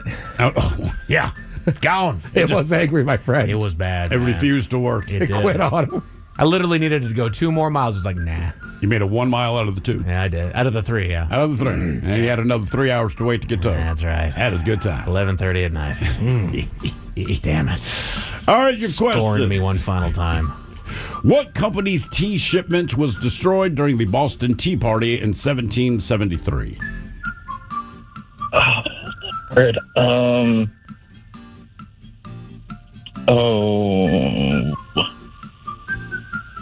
I know it's on the tip of my tongue. Did you say this was before your time? Yeah, it was. Yeah, it was before everybody's 1773. time. Come on, man. Jesus Christ. If we were there, this would be amazing. I know. Oh, man, my uncle, he was there. He'd know. You look great for your age. Bay tasted delicious. I know it has something to do with India. Indian is in the name. It was. There you go. You're right there, man. Come on. Oh my gosh. They were the biggest company on earth during the time. Yeah. This is like one of the one things I remember in the history, like the Indian. I don't know, Indian. Yo, you're close, Indian dude. Tea Company or A whatever. little bit more Indian directional. Tea Company. The East India Company. East India Company. Holy. Yeah, yep. I would That's all right, man. Hey, you were in the ballpark. I would have gone trading company, so I would have gotten that one wrong. You would have gotten it wrong. It's not the East India Trading Company? I think it's just the East India Company. Okay. You can Google it. Google it. I'll Google it. Go I to thought it was Google East Indian Tea Company. I think it was just the East India Company because they Indian control. Trading Company because they did other things than tea. Yeah. Right. They were More like than- Amazon. They're Dude. more than tea, man. Yeah. Well, more than tea. East India. East India? British East They used to India? do spices, too, didn't they? That was Everything. just like the big thing for like tea is like the big thing back then. Let's use that to protest. Mm-hmm. That was the taxes. Well, it was tax. It was about the taxes. Yeah, it's the British East India Company. There it is. Because really, they could have done it with beer. They were like, no, cool your jets. Sam Adams is going to make everyone stop that. Let's do the beer. No, just steal the beer. Yeah, we'll steal the beer. But. Pour that crap into the harbor. All right, your question. Reed Richards was a member of what superhero team? Oh, that's the Fantastic Four. Banger movie that came out this year, by the way. Was it good? Was it good? Yeah. Okay. I thought it was. I haven't seen it, is why I asked. Well, the Is reason that the I don't one that want to see just it- came out? Yeah. Yeah, but keep in mind, they keep trying to make it good, and every time they put it out, it is a flaming piece of It's gotten hate. The first one that came out with what's her name? Was bad. Jessica Alba was bad. okay. It was good. It wasn't okay. It was okay. It wasn't even okay. What was wrong with it? Everything. It was bad. I just know somebody has a baby. What? Huh? So they've been in the Fantastic Five That's kind of the issue, right? with a stroller. What do you mean? No. And Fantastic Four. I don't know. When I went to see F1, I got blasted in the face with a preview for some superhero movie, and one of them had a baby, and they were like, "Oh, I don't know if that's safe." You think it was Thing? Then they had to turn them. Then they had to go back and be like, "All right, we're fantastic again." You really got that synopsis down. Thing, baby. Thing, baby. Davis Big Dummy, 206-803 Rock. It's the baby thing. Hello, Justin. Welcome to the men's room. Hola, gentlemen. Hola. Justin, are you sober or not sober? Sober. All right. Justin, welcome to Big Dummy, our men's room poll. Own one. Flying car, jetpack, a submersible, or robot humanoid? I'm going to go with the flying car. And then on the Fantastic Four subject, Reed Richards and Susan Storm had a kid. He basically can control, matter and the galaxy. Oh, God. And why was that a problem? I mean, it's their kid, or the kid just... Yeah, Silver Surfer came to Earth. It was like, gotta kill it. What? So think of an 8-year-old temper tantrum. Right. Yeah. But And it controls matter. It can destroy the universe. Well, yeah, I'm but... just telling you, I had the synopsis pretty close. Yeah, okay. Hey, that's when you say, hey, how does this make you feel? Okay, tell me. It's a how. volatile I child. thought the Silver Surfer was a good guy. He is. Why would he come and kill the baby? Because the baby was going to... Look, Silver Surfer is a quote-unquote good guy, but he's also what you call no-nonsense. He's a messenger, man. Correct. Yeah, but that doesn't mean you kill babies. It does for him. He's like, your but baby again, causing a this problem? Sounds like a weird flex. If the baby could destroy the world, is it worth it sacrificing one baby? Okay. Silver Surfer answered that question. I don't know why I'm on Silver Surfer's side. I could care less. They named the kid Franklin? I'm about to say, just Silver Surfer and Nova are actually both also heralds of Galactus. Of Galactus, too. yeah. Yeah. Ted was about to say that. He was. But he's known in these corners as baby killer. Wow. I don't look. I was at the IMAX. That preview showed up, and I thought, maybe I'll get into this. I haven't. You haven't. Oh, now you need to watch it. Yeah, sure. So did he actually kill the kid, or he just threatens to kill the kid? Well, we want to see it, dude. You're right. Don't tell us. Don't tell us. Spoilers. Yeah. The follow-up movie, Silver Surfer, Blood on His Hands. All right, here's your question. Multiple choice. Plague of Silver. What year was the current American flag designed? 1945, 48, 55, or 58? Ooh. 58? Yeah, you got it. He One knows and the done, Silver Justin. Surfer Nice job. and his flags. All right, before we let you go, here is your question. Are there more or less than 6 states without a single billionaire? More or less than 6 states without a single billionaire? I'm going to go with less. More. There are more. There are 8 that don't have a single billionaire. That would be Alabama, West Virginia. Shocking. West Virginia, Alaska, Delaware, New Wyoming. Hampshire, New Mexico, North Dakota, and Vermont. So no Wyoming. No, there you go, billionaires. Billionaires move there. Yeah, that's a good point. They at least buy property there. Whether they Correct, move there or not. Right. Guess who it is, Ted? James. James. Welcome to the men's room.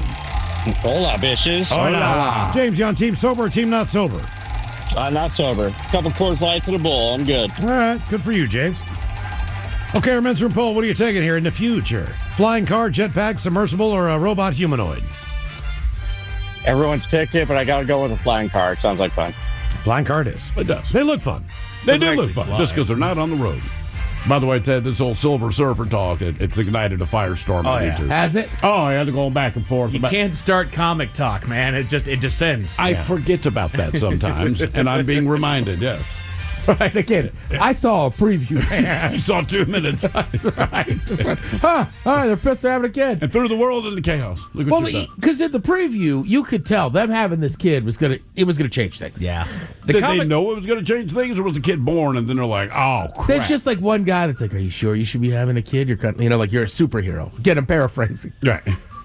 I mean, it makes sense.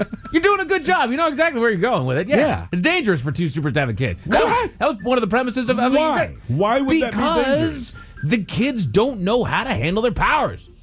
Remember Homelander's kid? Yeah. Yeah. Right? Yeah, he You did. can't have soups just having kids. Did you ever see The Incredibles? Remember the little I kid, did. Jack, where he freaking just went off? Did he not help everyone in the end?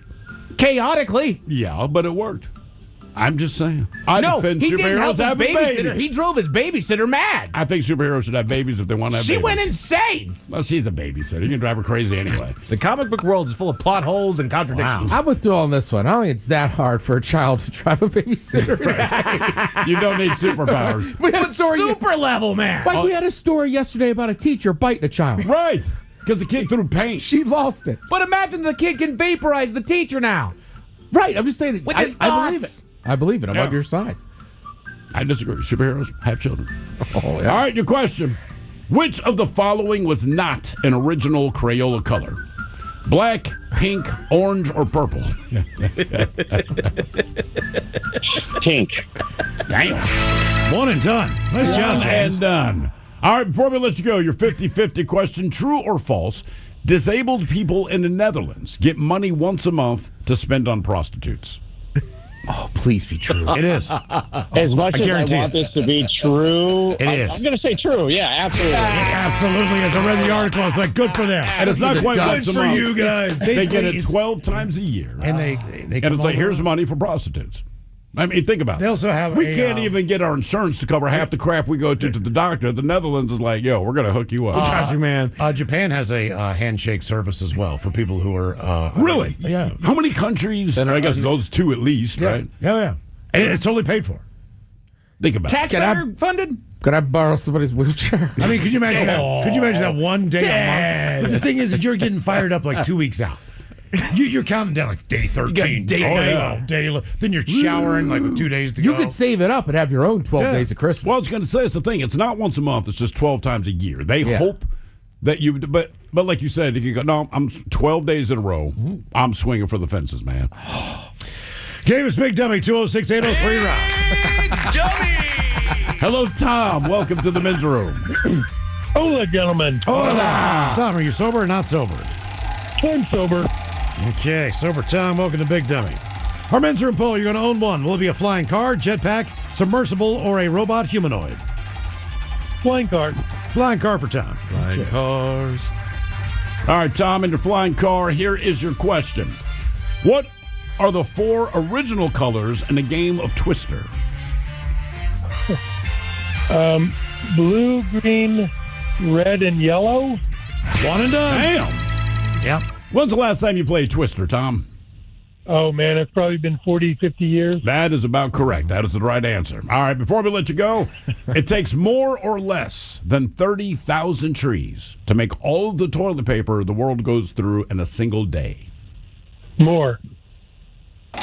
Good news is it's less. The bad news is it's still 27,000 trees to make all the toilet paper the world goes through in a single day. That's why the bidet's king, I guess. How long do these trees take to grow? Like, are they using trees that grow in like 5 years? I don't know. I mean, at this You know what I point, mean? like, just use bamboo or something. Actually, I got on the phone today since I'm getting part of my bathroom done and talked to the folks at Pinky's. Oh, yeah. Bill's nice. trying to hook me up with a bidet. Oh, for real? Let's go. Like a real one. Like I'm not getting one that's like a $20 version. Yeah. I'm going to get like a couple $100 one. Attaboy. My butt's worth it. That's the way I It look is, at it. man. You've got a new one. Yeah. And then, hopefully, toilet paper use will go down. I'm going to save these trees. There you go.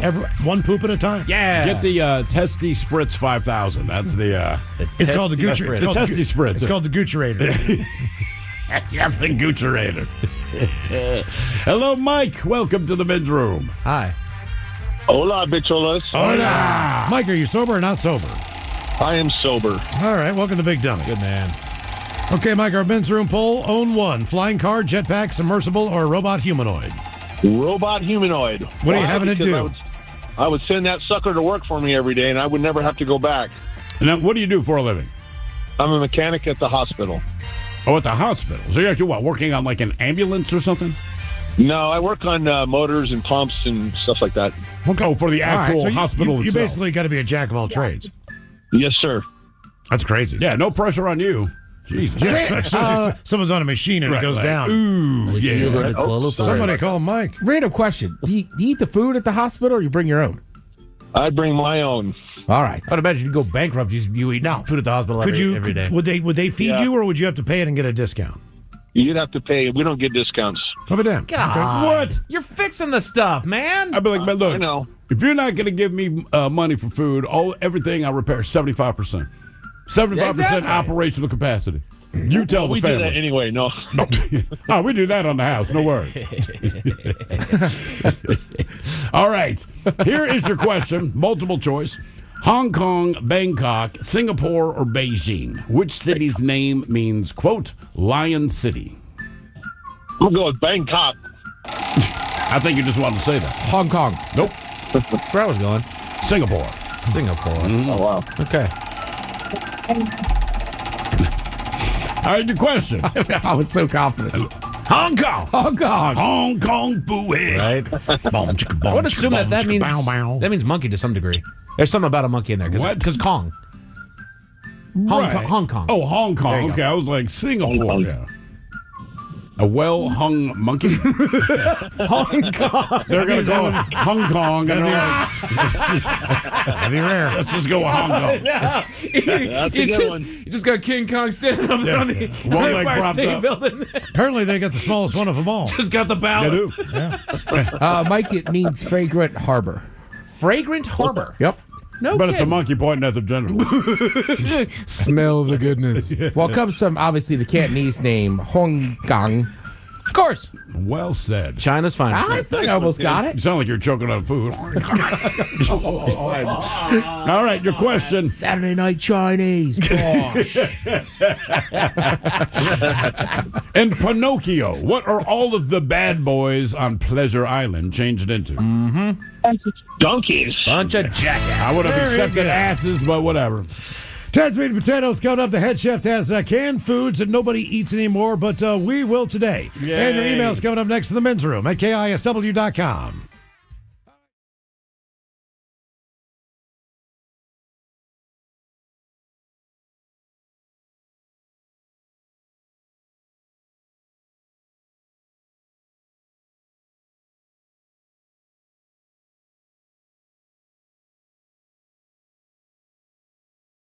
KISW. We return to the men's room with Miles and Thrill. Now would be a good time, if you have not yet, to check us out on YouTube at KISW Rock. The reason why is the head chef's coming up.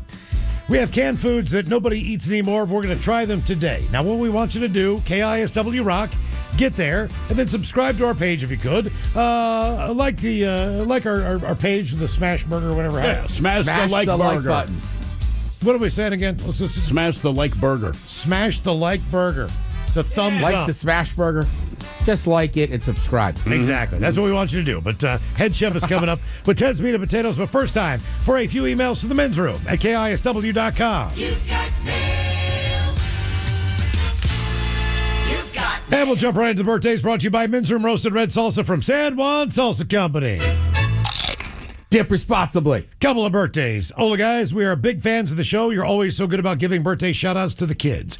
We want to say a very happy 8th birthday to our son, Pickle, a.k.a. Daniel, and hope he has a dynamite birthday. He's having a Jurassic-themed birthday, you see. Can we get an OG fish sandwich and a Joey Chestnut? Thanks, guys. Lots of love from Mom, Dad, David, and Rumble. 2 Oregon fish sandwich. Joey Chestnut.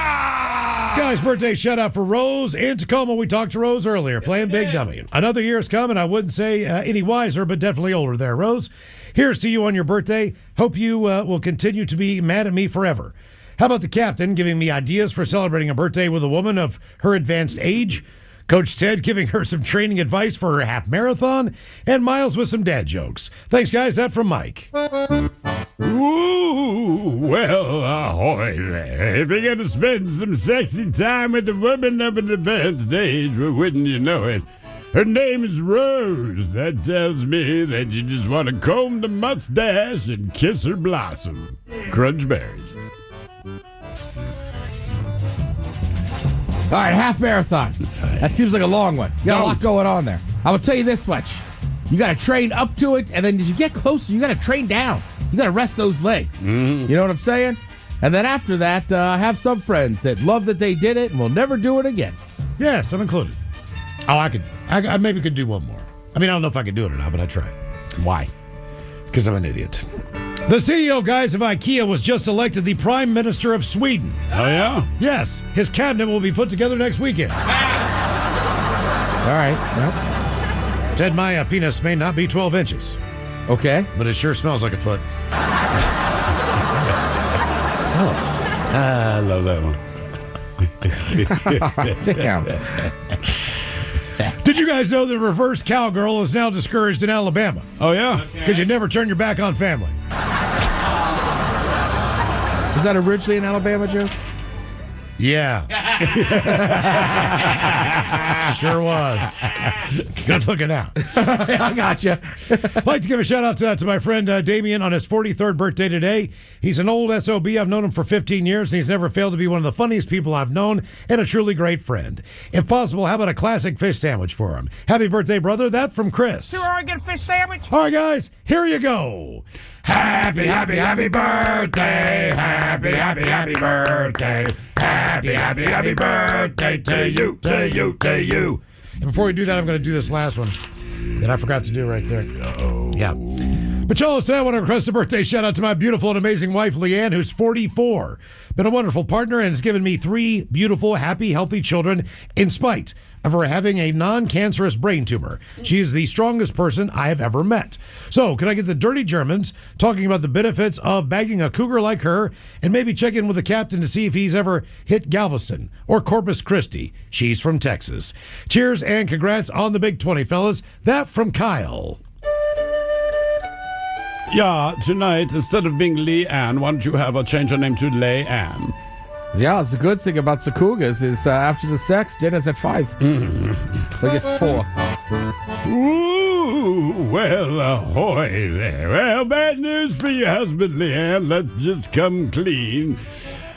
The old SS Guppy and the Muppets have visited Texas several times at Leanne's request. And let's just say you may have sounded something like an orange pipe cleaner in the bed. That's actually from Tony the Tiger. It's one of his pubes. Crunch berries. Ya's a Dirty Germans brought to you by Men's Room Original Sausage. Available through Uli's World Famous Sausage, mensroomlive.com, and other fine retailers. Schweinefly. Time to open wide and sample Ted's meat and potatoes. Now, here's your host, head chef of the Men's Room, the Ted Nugent. Thank you, folks. Thank you. So I believe it was about 3 weeks ago, I had this list of canned foods that were popular 50 years ago. All right? So keep that in mind. 50 years ago, this is people were eating. They didn't have microwaves. They didn't have a lot of other stuff. Food technology hadn't come along that far. So they were all popular 50 years ago. Yep. Now, just for the hell of it, some of the... Oh. Just bringing it straight out here. Can I get a knife? Yeah, I just got one over there.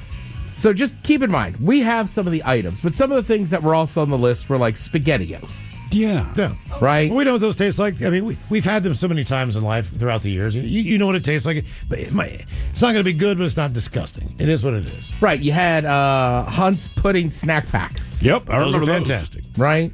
Couldn't bring those in, no. Thank you, Miles. Be careful. That loaf is heavy. It's going to roll off. I cannot believe you've actually had one of these before. Man, I am feeling... we weren't that poor. Maybe my mom just liked it. Maybe. We're going to find out. Do you remember what it tastes like? Is there any memory Oh, of my the gun? God. Jesus, why is it so hard to cut? That is a To me, great it was question. like you got to put a little bit of country crock on it as well. Oh, yeah. We're just kind of... Give it to the dog? Eating it dry. It looks like pumpernickel. It does. doesn't mean it is. I'm just saying it looks like pumpernickel. And I don't remember ever using... So Miles is cutting up right now canned bread. Canned ribs were also in there. Spam spread. But we're going to start with canned brown bread. I looked for the canned ribs, couldn't find them. This was big in the Northeast. Now, I grew up in Maryland, which is technically the mid-Atlantic, but my grandparents were from the Northeast and stuff. So I think maybe that's part of the reason we had it. And there was only a certain time of year we ate it. Is it like a holiday thing? Or, I mean, do you remember? And you can give me about half as much as you cut there, bro. I mean, this is kind of a sick joke. I'd call my mom, but I don't think at this point she'd remember why we haven't. I'd have to remind her we ate it. Canned bread. It smells very yeasty. Yeah. So, send me a little square over, Miles. All right. See if it tastes like I remember it, which is not good. Have that. Oh, there you go. It's got a very unique smell. It's not the worst thing. I mean, it's kind of bland, and I'm very glad about that, man. Right? Well, the problem is the can was dented. So if we're not here tomorrow, you know why. That is a good point. That can had a major dent, man. So botulism's coming our way. I don't know, man. I don't know what the hell we were eating it for. It had to be for something. Even the fruit flies are flying away from it. But also, again, this is the mid-'80s. Like, no, my parents just like stuff out of cans. Sure. So canned bread, again, just big in the Northeast. It had to be a holiday thing. As I'm with you, I can't imagine why we would just. Would you make a sandwich with that? I wouldn't. No, it was You just could like use it you would to- get a piece of it, and it would just have like margarine spread on it, and you would eat it. Now, obviously, that doesn't taste like much at all. Right. But I'm sure if you put butter on it, you'd It go would like be better. Look, it's not the worst thing. No. It's really No. It's very, It's very, not. very dense, but it's not the worst Well, thing. we're going to judge everything based on what we have to eat coming up here. And remember, this was 50 years ago that these were popular, right? So you got people, I don't know, coming back from wars. People are broke. Maybe you ate stuff out of cans, so never really gave it a second thought. Right. But I'm just saying, like, bread was plentiful 50 years ago. Like, you could still just buy a loaf of bread. I don't know why I would buy the canned bread. Because there's nothing specifically different about this other than its density. Slightly weird taste, but again, not the worst. Maybe if you had like a nuclear bunker, you put this in. That would make sense. Something like that. Something where like if the Red Scare, that's why people bought it. Power goes out. Well, and I think, too, a lot of the original stuff you had in cans were just easier, faster dinners. Yep.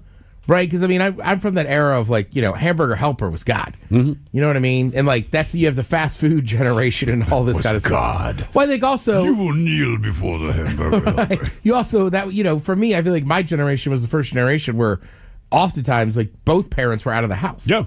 So, like, by the time my mom got home, she worked all day. It was like, what are we going to make quickly? All right, number 2 on the list, Mike, we're going to go with the canned mac and cheese. All right. Chef Boyardee had one.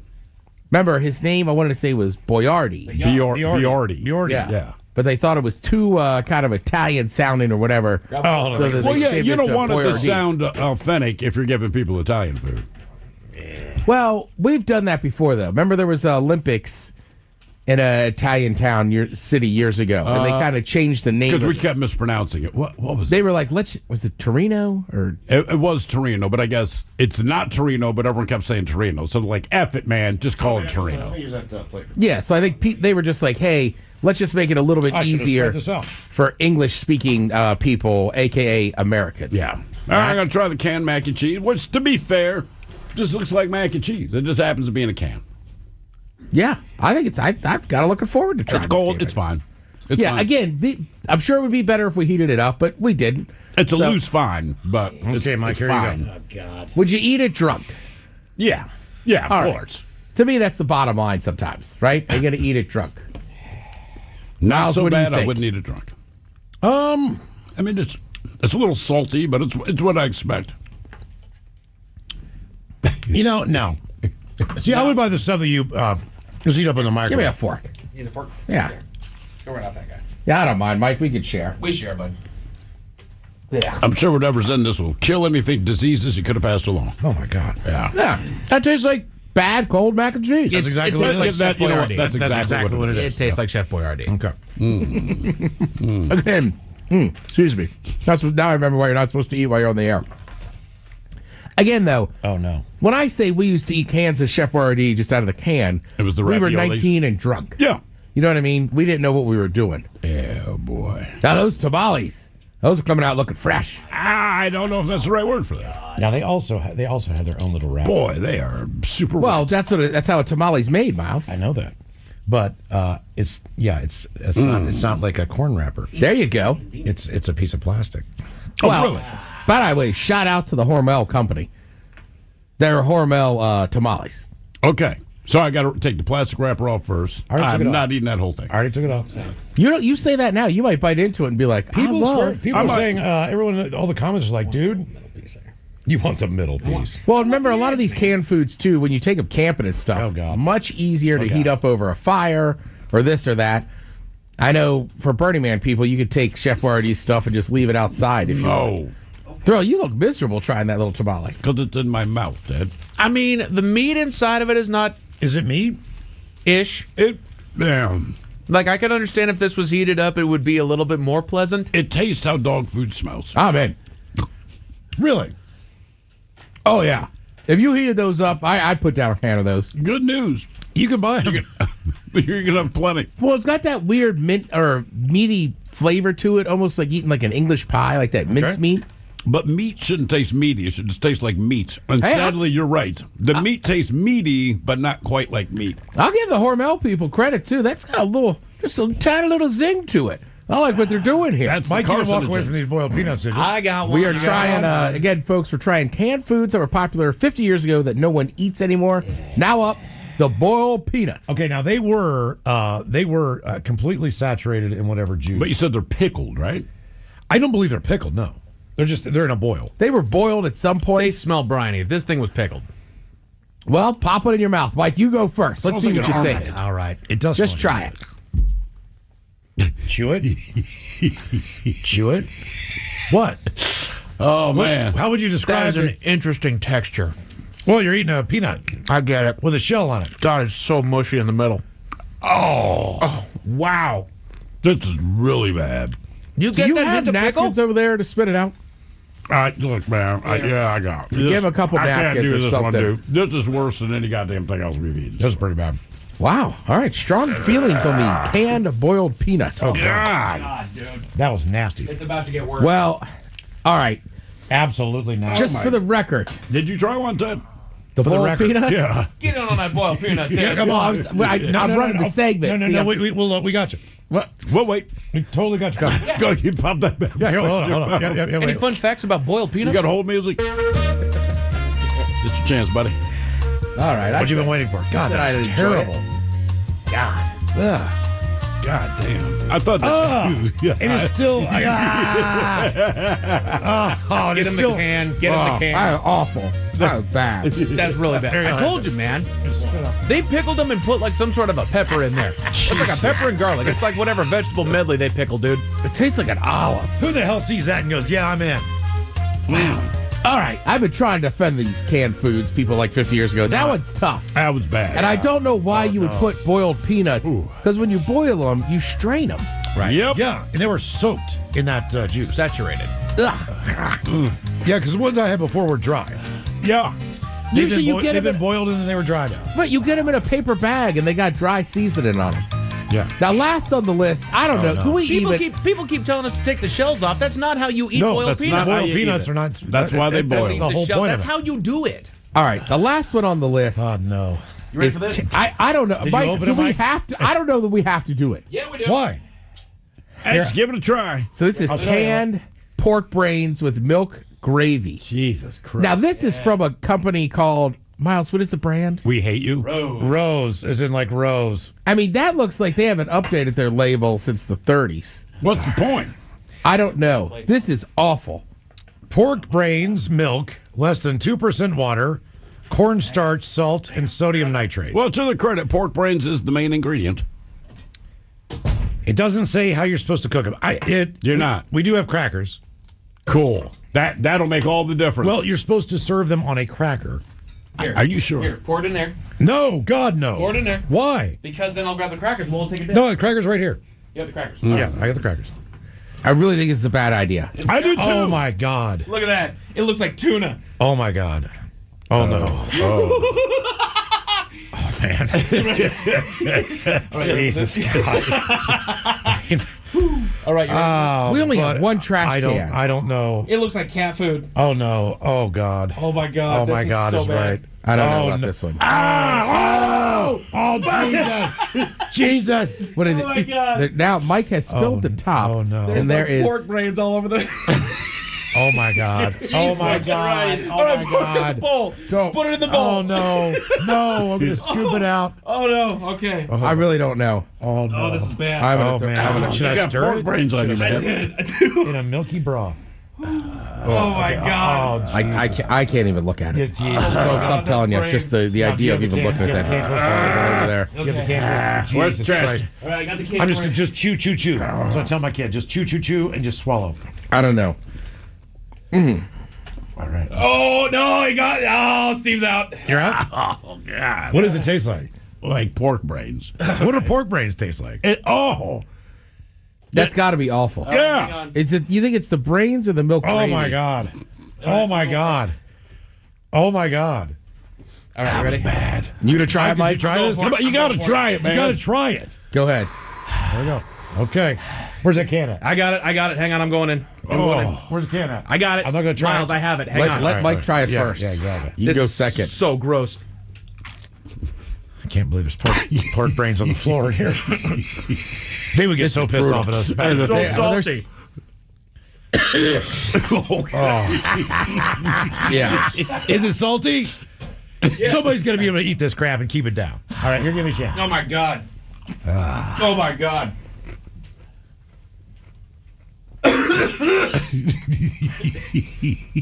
Miles is eating it. Miles looks like he doesn't even really mind it. It's on my mustache. Or are you just not sweating? Oh my God. I'm trying to throw it to the back of my throat so I don't taste it. Oh, my God. It's bad. It's just bad. It's stuck in your mustache, God. dude. Hold on. Ted, it's I got still there. I got some hold music for you. You can.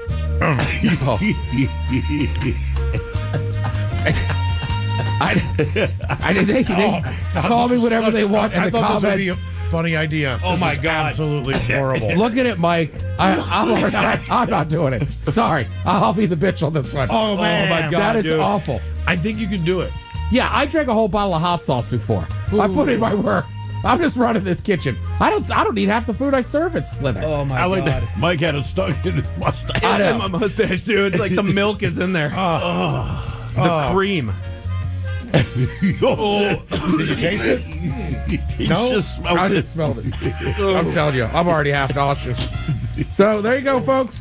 Those are foods that were canned foods. Oh my God, the smell of it. That were popular 50 years ago that no one eats anymore. I Now wonder we know why. But hey, the men's group say try the canned tamales. Yeah. I don't know. Do we? I think we're up on a break, Mike. Yeah, get me out of here. Yeah. I don't know what else to say. All right, those Go are for it, 50. Miles. Oh, I'm Miles. just trying to move my tongue. Pull it together, baby. Coming up, we'll drink a toast with the shot of the day at 5:08. You are listening to the Men's Room.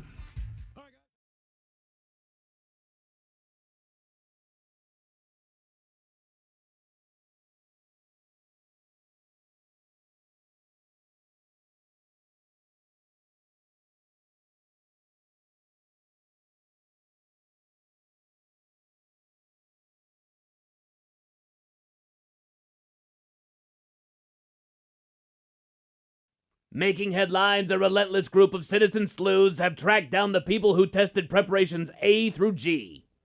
But first, we begin with sad news from the music world. Now, Felix, I know you're a big fan of jazz. I am, man. Grew up listening to it with my pops. Still love it to this day, Playboy. Well, the jazz community is mourning the loss of one of their own. Oh, no. Tell me it wasn't Stevie Loose Stools Graham. No. Freddie Big Gums Johnson? No. Ronnie Hammer Toes Lewis? No. Douglas Brown Tooth O'Neill? No. Arthur Wonky Leg Williams? Wonky legs? Leg, man. He only got one leg, but that leg is wonky. I see. No. Curtis Stank Breath St. Thomas? No. Cole the Unibrow Carterway? No. Benny Ashy Knees Maxwell? Ashy knees? Yeah, man. Benny looked like he wearing powdered donuts for knee pads. Brother needs to moisturize. Understood. And no. Ricky Stinkfinger Purnell? No. Felix, I could just tell you. Not Tony Butt Sweat Mingus? No. Tony Butt Sweat Mingus? Yeah, man. Tony Butt Sweat Mingus. Tony got a sweaty backside, Playboy. He and his sweaty backside are alive and well. Frankie Bubba Guts Tanner? No. Tommy Pimpleneck Wells? No. Eddie Lazy Eye Curtis? No. Bobby Biscuit Lip Lipshits? No. Mookie, don't ask me why my hands are wet, Thomas? Don't ask me why my hands are wet? That was his nickname? Yeah, man, Mookie always had wet hands and nobody knows why. Rumor has it that a man in Reno once asked Mookie, "Mookie, why are your hands so wet?" And then Mookie stabbed him in the neck. That is stupid, but he is still alive. Okay, well, Mookie might be. Never heard about the man he stabbed in the neck. Oh, Terrence Crookedfoot Wiley. Crookedfoot dead. No, he is not. He actually has a show at the casino next month. Oh, yeah? Yes, on the 14th. You want to go, Playboy? Count me in. Put it on the calendar. Calvin Man Boobs McGregor. No. Today the jazz community said goodbye to the legendary one-armed Willie Masters.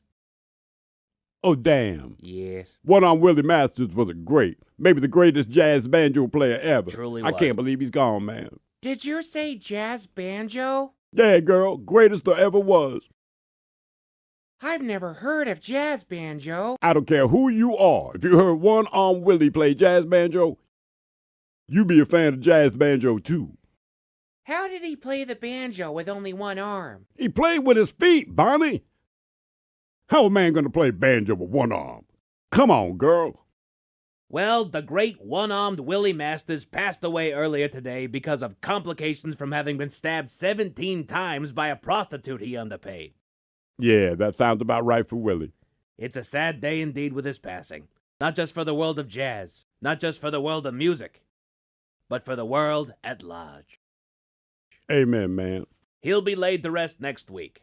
One-armed Willie would be eulogized by his longtime writing partner, Walter Three Flushes Conway, and the great Malcolm Possum Throat Miller will perform Amazing Grace.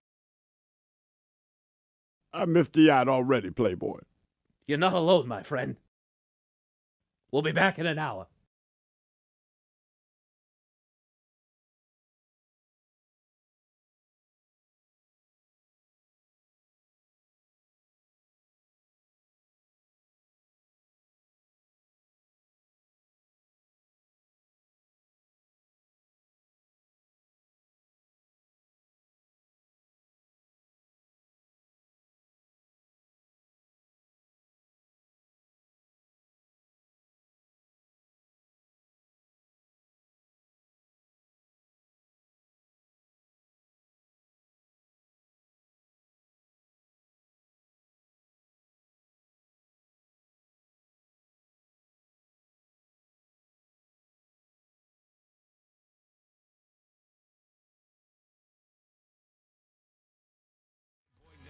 KISW. The men's room returns with Miles and Thrill. All right, check it up here at 5:08. We'll drink and toast with the shot of the day. And we do have your headlines on the way at 5:50. But first, quick check in with Mike Hawk and some of the stories and headlines he is not working on. Well, thank you, Miles. There's a growing trend of workers in Japan that use a quote-unquote business name in order to protect their privacy. Oh, like a stage name. Exactly. Okay. You know, kind of. I go by Dude Gaga. Oh, kind of keeps them from like harassment from customers. Like a stripper? Okay. Yeah, exactly. Yeah. Business names. I dig it. Honestly, I think that's a good idea. Yeah, me too. Yeah. It's still fighting. It's just, right. It's stuck in there. I went outside to smoke a cigarette. And as I'm walking out of the building, I hold the door open for this woman who says, "Thank you." My response was, yeah. Damn. Jeez, you made her feel Oh, uncomfortable. yeah. It was a bad review? look, dude. It was a bad look. Hallmark Channel has already announced the countdown to their Christmas lineup. Cool. Which makes sense. That's kind of their bit. I Like know. Hallmark has That's the these time of the movies that year. go throughout the entirety of the year. They make their bank. Hallmark is For like Christmas. a bad radio station. We wait for Christmas. Right? That's it. And Hallmark, it is ridiculous. But, I mean, they're going to start doing that. What? I mean, they start way before Thanksgiving. Oh, yeah. I mean, but the numbers work. People tune in. That's why radio stations go all Christmas for 1 month. That's exactly. For 1 month, people know who they are. The rest of the year, they don't care. Hello. A new study found that chimps consume the equivalent of 2 alcoholic beverages a day in fermented fruits. That's the one thing I like about them. Let's get drunk. Oh, yeah. Grab the peaches. And apparently they've been doing it for a long time. This is not a new behavior. A lot of mammals go right after the fermented Deer stuff. for sure. We heard the story about the raccoon face planted in the dumpster. Elephants, yeah. Well, and there was also the story not long ago of a raccoon that got into like a brewery or a winery or something like that, and he just started chugging. Birds especially, too. Really? They get amorous off of their berries, so to speak. Yeah. That's why they they know don't. the trick. Yeah. Same with bearded dragons. They love Captain Morgan. Really? Oh, really? I saw one drink a little bit once. Okay. Then he fell off a couch. No. He was fine. Yeah. He lived. He good. They took his keys. It's fine. But you're thinking, Hey, man, go back in your cage. Come on, dude. Yeah. Put your thinking caps on, gents. It's time for the Merriam-Webster word of the day. It is an R word that is an explanation or reason for something said or done. An R word for an explanation or reason for something said or done. It is the Merriam-Webster word of the day. You already said reason. But it's not right. It's not reason. It's not your reason. Rationale. Rationale. Oh, Yeah. good word, Miles. Miles, you got it. It is rationale. Well What do done. I win? Pork brains. Pork brains. And milk gravy. Man, I've never had milk gravy before. There was no sign of milk gravy. I would like to try milk gravy on its own. I think that has ruined the idea for me. Yeah, same. Yeah, it was just, I mean, the whole thing was Even one just soup. gravy in general. Right. Just like, Well, I it looked think I'm like done soup. with gravy It was for a like- while. And then when it went in my Minced brain. mouth, like the soup went away, and then there was this thing sitting on my tongue, and I'm like, Chunk of brain. "This is brain." Yeah. and it tastes like brain. Yeah. Hanging brain. God damn, it's bad. They might have been loose with the term popular. You're probably accurate there. Well, like It should've everything said else on that- available. Everything else on that list was at least like you're like, all right, I can fathom people eating that. But Yeah. the brain and God. there was no rationale behind it. There we go. There we Good go. use of the word. Good use. Studies are being conducted concerning a phenomenon in America known as debt numbness. Have you guys ever heard of debt numbness? Does that mean like you go into debt and don't care? So pretty much. So what they found is that you get more stressed the more debt you accumulate. Yes. But it peaks right around $75,000 to $95,000. Wow, that's a lot of debt. After that, it starts going down. You're stressed. So you're 250 grand in debt, but you're numb to it because, well, now you've just got a nut that you got to make. Yep.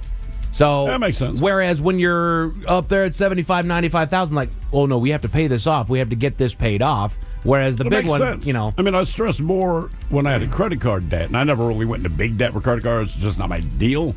right, But I felt more stressed about that than when I bought a house. right. I'm still paying off the house. Right. Yeah. I just bought a car here yesterday. Yep. And it's a good amount of money that I got to be paying. What a However, cool car, though. Yeah, I like it. Ted, we took a look at that. Have you seen that thing? I haven't seen It it. is bad. I already keyed the side. That way Yeah. it looks used. I knew that was you. It's like the Death Star.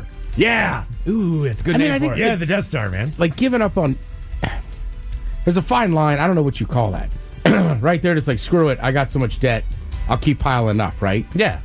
There's also like I think a thin line of like sometimes when people like whether it's a sport or it's like well it can't get any worse so Sure. we might as well keep so like maybe sometimes it can work your advantage. This one doesn't. But like I don't know. I can like, see, I will never get out of debt, but they keep letting me buy things, so F it. well and people don't. I don't think they teach it enough in schools. They don't. I was lucky. I just never got credit cards when I was younger because I knew I'd go. Like my brother did it. I knew so many people that did it. Oh yeah. But it's the truth. It's so easy to get them, and then you don't think about it as using it real money. I had to actively start using credit cards to build debt. Yeah, because, right. Credit. You For credit. build Credit. debt Credit, my bad. to get Credit. But you got to go into debt. When we went to buy our house, they said, "Hey man, the big problem we have here is that you're not in debt." I said, "Right, because I take care of my responsibilities. That should be a good thing." And I said, "Look, the bank needs to know that you can deal with being in debt." And I'm like, "They need to know I can deal with being in debt." That's better to them than, "Hey, he doesn't go into debt because he makes good decisions." So my wife and I, we went kind of crazy on the credit cards, and I said, "Look, don't pay some of it, don't pay it all." And certainly that ended up helping us to buy the house because we accrued debt. It was the stupidest thing I've ever heard in my life. Retail and restaurants, they know if you're in debt. So they what do you mean? Well, if you say like, "Do you take Discover?" then they know. Right. I had like 4 Discover cards. It was only the first credit card. So Yeah. That's all I could get. There's so many people I knew. Like you turn 18, 19, it's like, right, get a Discover. But I got a cooler. Yeah. Did you take my toothpicks out of here, Steve? They are, unfortunately, they're in the office. I have a chunk of brain stuck in my teeth. And it's just sitting there. Oh, I don't like it. You got brain hanging in your teeth. That's all I need to hear. It's making me upset. You got a chunk man. of brain. Thank you. My God, it's bad. In case you missed it, professionals from around the world recently gathered to compete in the 8th International Grave Digging Championship. Grave digger. Dude, I mean, by hand, I guess, with a shovel. Pretty much, and you have to dig at a certain dimension and a certain It's depth. probably going to be perfect too, as far as the dimensions. Probably, as far as if you're going to win the championship. Yeah, because it can't cave in on the sides. You got to go in. God, I mean, that was one thing. Like, what was it, the end of Yellowstone? Like, we got to dig the grave by hand. And I was like, I don't know, man. God bless you. It's modern times. Get a backhoe or something. Come here, you. Thank you. Yeah, but how many of those guys do you think are hitmen? How many of our hitmen? Yeah. Well, that's part of Yellowstone. They did wax some people. Oh, God. Yeah. Come on. I'm just saying, I get the honor in it, but I wouldn't be offended. Like, if... Yeah, but I like that your angle is, look, you can shoot and kill the guy. But come on, man. Look, modern times. Correct. Get a backhoe. Well, right. They were buried one of their own. And it's like, we need to have honor and dig the hole. Like, do we? But that got me thinking. There's a handful of things that I don't know about grave digging. The Men's Room Top 10. The Men's Room Top 10. So this is the fun little AI overview when it comes to 10 fun facts about grave digging. Just fun facts. Fun facts about grave digging. So let's see. Number 10 on the list, they say the job can be physically unpredictable. The amount of time that it takes to dig a grave can vary dramatically, from half of a day to several days. The difficulty is affected by many factors, including the type of soil, the presence of large rocks or roots. You think about anytime you've ever dug something in the back of your yard or somebody else's yard that you might have known. There's a lot of murder victims are buried in a shallow grave. Yes. Just the fact that the killer's like, this will have to do. Especially because they go out in the woods. Yeah, I know. Watching you dig brain out of your teeth with the toothpick, it's just not something I respected to witness. It's Did you get it, disturbing. though? So far, yeah. Okay. It's not. It's. I'm finding others elsewhere now that the big one's gone. But yeah. So, but you think about they're out in the woods. There's all kinds of rocks and stones and roots and whatnot that they got to go through. So yeah, that's why they're shallow out there. They also need to be flexible and resize graves on the spot if a coffin is an unexpected shape or size. He was a big man. Take the handles off that bad boy. Right? Oh, God. Well, imagine, if you're like a 7-footer, you probably got to get a special... You do. There's no standard coffin that fits your ass, right? I mean, there's just not. Same with the bed. I mean, on the other side, though, even if it's an open casket, you only see the top half. I could just bend your legs. You know what I would do, honestly, is like, no, we're going to buy the standard coffin, just saw like one end off. What do you think? What's a true percentage, though, of people who actually do get buried?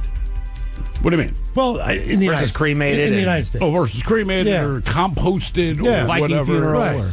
I'm gonna guess it's 90%, 85%. I think so. I feel like it's gone down, though. I feel like more and more people are going like composting or like cremation. I do feel like it's gone down. I'm just saying before all of when cremation kind of was the only other alternative, right? Yeah. Composting obviously happened a little more recently, but I swear it seemed to me like 95% of people got buried. You got to keep in mind, though, there's a lot of Catholics in this world. Right. And that used to be a huge no-no.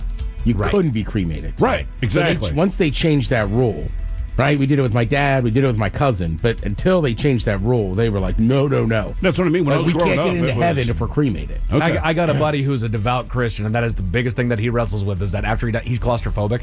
And so when he does, he's like, I do not want to be buried. I'm also scared of fire. Yeah, right. I know.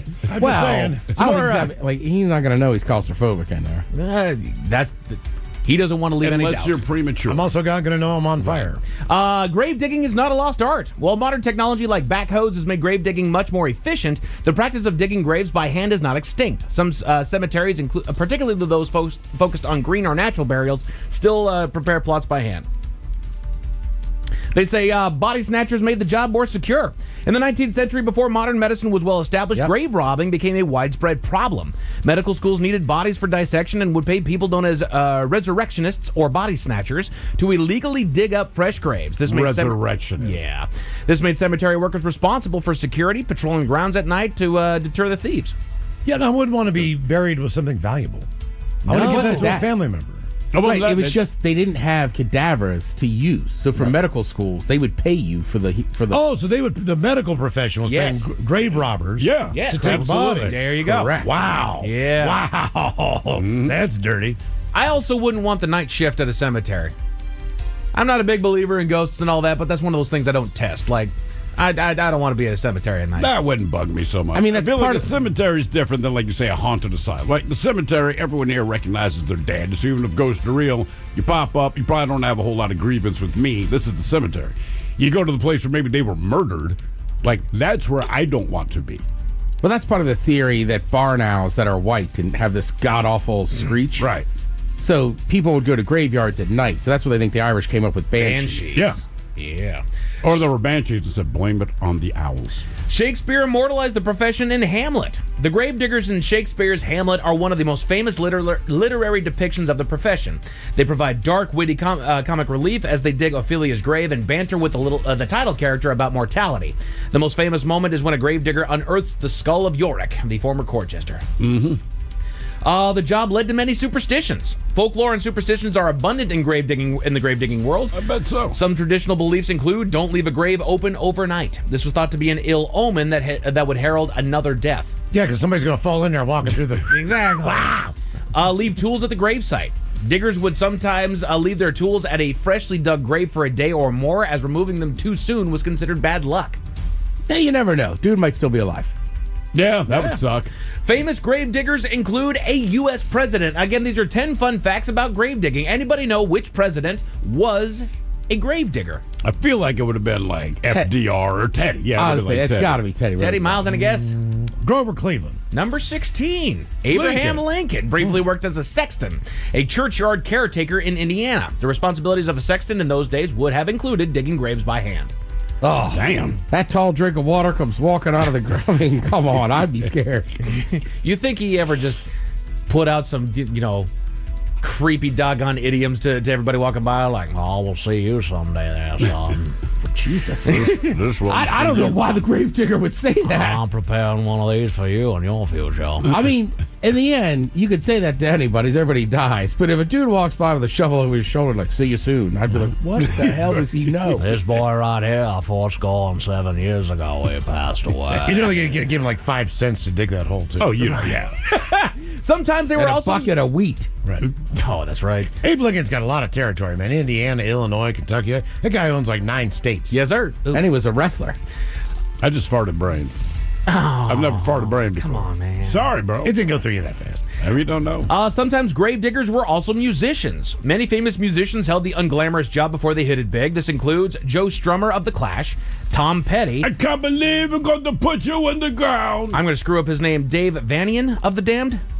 While the rock star Rod Stewart is often included in this list, he has publicly corrected this, clarifying he marked plots, but did not actually dig the graves. Oh, Maggie, you shouldn't have died. No. Well, I mean, that whole video with what's her name being a dead body.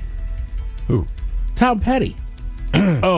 Last Dance with Mary Jane? Yeah. He looks like someone that dug graves, though. Yeah. Yeah, and he was kind of wore like a round hat. He just kind of had that vibe. 10 fun facts about grave digging. Frozen ground makes the job impossible. Yeah. Right. Exactly. I don't know that you needed to tell us that one. Winter conditions historically posed a major challenge for grave diggers. Yeah, because it's frozen. Hey, my mom bought a Christmas tree with a root ball. Yeah. got wickedly cold for like 3 weeks right after Christmas. It just died. Oh, no! Yeah, the idea was we could just plant the tree instead of, get rid of it. Great idea, Mom. Then we had deep freeze, man, for like a month. Couldn't even get this shovel near it. Yeah. Thanks, Mom. And then I'll leave you with this last fun fact about grave digging. The 6 feet under rule was born from the plague. Yep. The tradition of burying a body at least 6 feet deep is believed to have originated during the bubonic plague in London in 1665. A public health order at the time required all graves to be that deep to stop infected corpses from spreading the disease. Today, regulations vary by location, with some places only requiring 3 feet of dirt between the coffin and the surface. You're just begging for zombies at that point, man. Make it easier for them. A tragedy occurred at a Florida amusement park, but nobody knows how it happened, Miles. What was that tragedy? Tragedy. And how did it occur there? Tell you all about it at 5:50. Thank you, sir. Headlines are coming to the 5:50 in the meantime if we made it to drinking time. God. Somebody out there deserves to be recognized. And the men's room knows just who it is. So to you, we say, bottoms up, sailor. You're the toast of our shot of the day. Good time it is. As usual, we head to the drink desk and Steve at Thrill Hill to find out who we're toasting. Yes, indeed. And today we toast 23-year-old Blake Leak of Ossining, New York. Blake attempted to break into a local mini-mart. Now, during the process, several witnesses spotted him, and they called the police. And 2 officers arrived, and they found Blake in the process. Well, naturally, Blake took off running, and the 2 officers, they gave chase. They pursued him down a few different streets before both officers tripped and fell. Well, seizing the opportunity, our honoree, he hopped a fence to a large building, which happened to be the Sing Sing maximum security prison, and he was promptly nabbed by a guard. Good times. I don't know how you don't realize that it's Sing Sing, but if you live there... It's one of the most famous prisons in the country. I'm just saying, but he ran from the... I don't think this guy was all there. But it ran from the cops. They both fell down. I don't know how. Climbed the fence. He's like, I'm at a prison yard. Jesus. I mean, they would have put him there either way, but Jesus. He saved the middleman there. So we pour this booze and we drink this booze because we think it's yummy. Yummy! So over the tongue and down the throat to party in our tummies. Down the...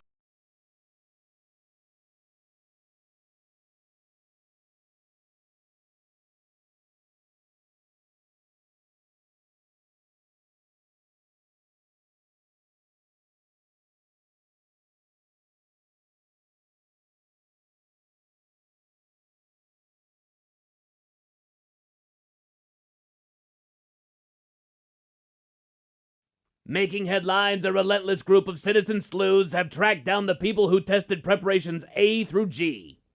But first, we begin with sad news from the music world. Now, Felix, I know you're a big fan of jazz. I am, man. Grew up listening to it with my pops. Still love it to this day, Playboy. Well, the jazz community is mourning the loss of one of their own. Oh, no. Tell me it wasn't Stevie Loose Stools Graham. No.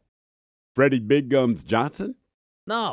Ronnie Hammer Toes Lewis? No. Douglas Brown Tooth O'Neill? No. Arthur Wonky Leg Williams? Wonky legs? Leg, man. He only got one leg, but that leg is wonky. I see. No. Curtis Stank Breath St. Thomas? No. Cole the Unibrow Carterway? No. Benny Ashy Knees Maxwell? Ashy knees? Yeah, man. Benny looked like he wearing powdered donuts for knee pads. Brother needs to moisturize. Understood. And no. Ricky Stinkfinger Purnell?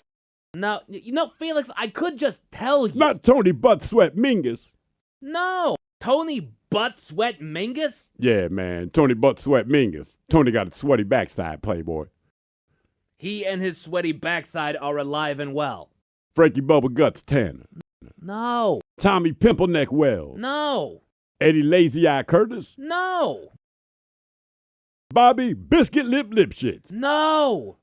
Mookie, don't ask me why my hands are wet, Thomas? Don't ask me why my hands are wet? That was his nickname? Yeah, man, Mookie always had wet hands and nobody knows why. Rumor has it that a man in Reno once asked Mookie, Mookie, why are your hands so wet? And then Mookie stabbed him in the neck. That is stupid, but he is still alive. Okay, well, Mookie might be. Never heard about the man he stabbed in the neck. Oh, Terrence Crooked Foot Wiley. Crooked Foot dead. No, he is not. He actually has a show at the casino next month. Oh, yeah? Yes, on the 14th. You want to go, Playboy? Count me in. Put it on the calendar. Calvin Man Boobs McGregor. No. Today the jazz community said goodbye to the legendary one-armed Willie Masters. Oh, damn. Yes. One-armed Willie Masters was maybe the greatest jazz banjo player ever. Truly I was. can't believe he's gone, man. Did you say jazz banjo? Yeah, girl, greatest there ever was. I've never heard of jazz banjo. I don't care who you are. If you heard one-armed Willie play jazz banjo, you be a fan of jazz banjo, too. How did he play the banjo with only one arm? He played with his feet, Bonnie. How a man gonna play banjo with one arm? Come on, girl. Well, the great one-armed Willie Masters passed away earlier today because of complications from having been stabbed 17 times by a prostitute he underpaid. Yeah, that sounds about right for Willie. It's a sad day indeed with his passing. Not just for the world of jazz, not just for the world of music, but for the world at large. Amen, man. He'll be laid to rest next week. One-armed Willie would be eulogized by his longtime writing partner, Walter Three Flushes Conway, and the great Malcolm Possum Throat Miller will perform Amazing Grace. I missed the yacht already, Playboy. You're not alone, my friend. We'll be back in an hour.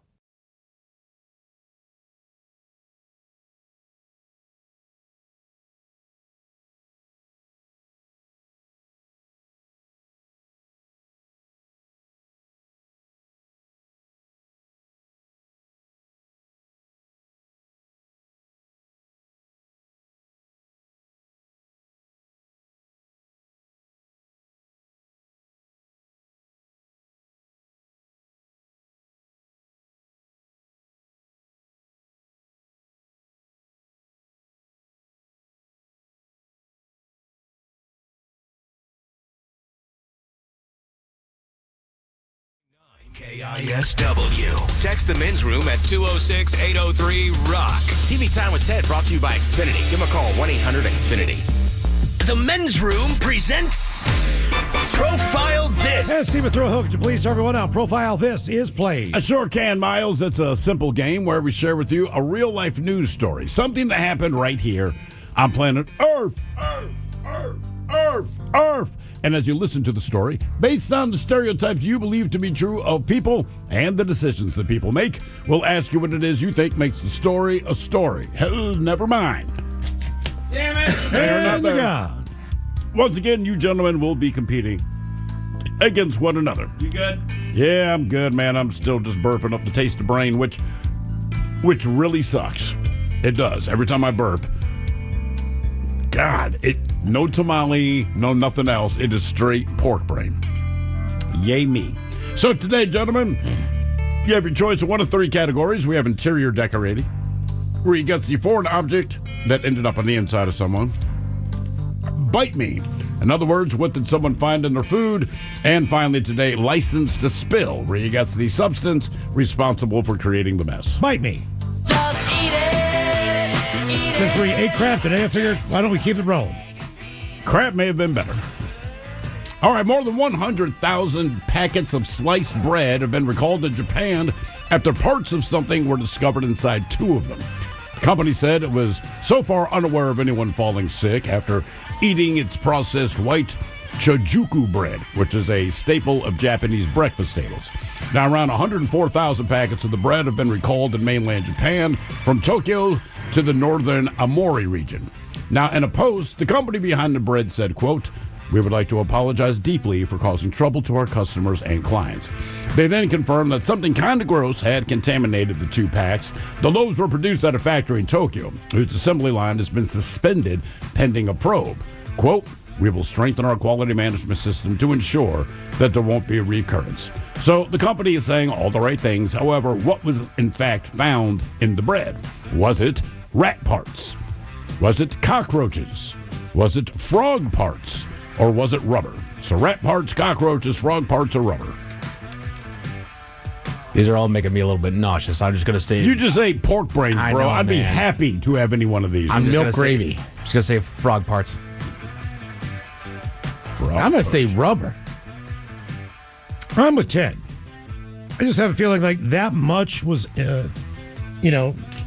recalled. Yeah. Just like some of the machine or something. I could see how I'm one assuming it was on the cockroach or assembly two, line, right? Yeah. Something like that. So what was in the bread? Was it rat parts, cockroaches, frog parts, or rubber? We'll find out next. That was a tease. You are listening. And after something was found in them, multiple packets. Question is, what was found inside that bread? Was it rat parts, cockroaches, frog parts, or rubber? And that's the question I pose to you fine gentlemen. Yeah! Let's see here. Our very own Mike Hawk, you went with frog parts because you hate Kermit. I know that about you. Then I already Ted ate his Smith- wife's brain. And V. Ted Smith and Miles Montgomery, you both went with rubber. Rubber. Rubber bread. It's good old-fashioned rat parts. That's a lot of rat parts. That is a lot of Well, rat I guess parts. if it's even just one rat and it gets through One the rat in entire- assembly line, right? You Yeah. kind of Oh, a wow. little bit goes a long way because listen, you only need a little bit of rat in your bread to kind of ruin the whole One of experience. those canned bread. Don't they have standards? Like you can have this much parts? With insects, they do, specifically with tomato sauces and tomato paste. Just so you know, your tomato sauce might have the wings of like 5 flies. That's okay. When you get to something like tomato paste, basically you can put 15 cockroaches in there and they're like, good enough. I'll be down. All right. Now for all TV news all the time, it's time for TV Time with Ted. And now, because your pathetic life is confined to countless hours in front of a talking box, the Men's Room presents TV Time with Ted. All right, your choices today, you have Jimmy Fallon, Seth Meyers, Stephen Colbert, or Ted Smith. Is it Ted or is it late night? And it's right there. The title is guys have teams of talented writers help them come up with their monologues each and every night. It is up to you to determine, is this an actual late night joke and from whom, or could it be a The Ted Smith original? Tesla is under investigation for faulty electric door handles that can trap people inside their cars. Tesla was like, we're just happy people aren't on fire. Ted Smith. Fallon. Tesla is under investigation for faulty electric door handles that can trap people inside their cars. Tesla was like, hey, just be happy they're not on fire. I forgot that was a thing that they were just spontaneously combusting everywhere. Yeah. Mike kind of talked about this earlier, but new research shows that chimpanzees likely ingest the equivalent of several alcoholic drinks per day. Yeah, they The do. chimps are guzzling ripe fruit, which puts their ethanol intake about 14 grams per day. You're telling me that animals that fling their poop and masturbate in public might be drunk? Colbert. Seth. Colbert. According to new research, in the wild, chimpanzees likely ingest the equivalent of several alcoholic drinks every day. The chimps imbibe alcohol by guzzling ripe fruit, which puts their ethanol intake at about 14 grams per day. You're telling me that animals that fling their poop and masturbate in public might be drunk? A new study found that eating 10.5 cups of sugar at once could kill you. Honestly, I won't tell Cinnabon if you don't. Fallon. Smith. Damn it. Cinnabon, I love you. Oh, God, yeah. I'm not worried about my health when I go there. Yeah. Local product originally. Huh. Did not know that. Really? Yeah. Huh. Was it like Cinnabon Marché? No, it's a great story. There's some lady that's making them. Guy buys into it. They realize people really like the inside, and they invent that icing. Okay. And they purposely put a ridiculous amount of cinnamon sugar and stuff in there. Yeah, because it works. Former MMA fighter Conor McGregor announced this week that he's withdrawing from the Irish presidential race after, quote, careful reflection, or as it's known in Ireland, sobering up. I think the headline I read said, Conor McGregor withdraws from the presidential race to spend more time with cocaine. I'll say Fallon. Yeah, Fallon. Seth Meyers. Former MMA fighter Conor McGregor announced this week that he is withdrawn from the Irish presidential race after, quote, careful reflection, or as it's known in Ireland, sobering up. And he's right to say former. The guy doesn't fight anymore. Yeah. He never defended a belt. Did he never defend a belt? Nope. Damn. Mike's heard the speech 1,000 times. Coward! A popular vegan mac and cheese has been recalled for containing milk. Customers got suspicious when they actually liked it. Seth Meyers. Fallon. Hey, listen to this. A popular vegan mac and cheese brand just recalled its products because they contain milk. Customers got suspicious when they actually enjoyed it. Everybody in here knows Martha Stewart, right? Oh, yeah. I should say convicted felon Martha Stewart. That is correct. Yeah, she did time. She did a couple of years, right? In West Virginia. Was she at that West Virginia one? Yep. Yeah. I know 2 guys that were there, too. There's about 3 or 4 very low, what do they call that? Low, like secure prisons. Yeah, it's a like if you minimum walk security. off, then they'll put you like in a real one. That's basically it. That's where I like learned to swim with the Boy Scouts. Yeah, think about that. The criminals taught us how to swim. Yeah. Run to the prison, boys. Seriously, yeah. I once got picked up They're all mob dudes. from an airport in a Rolls Royce. That guy ended up in that prison. You don't say.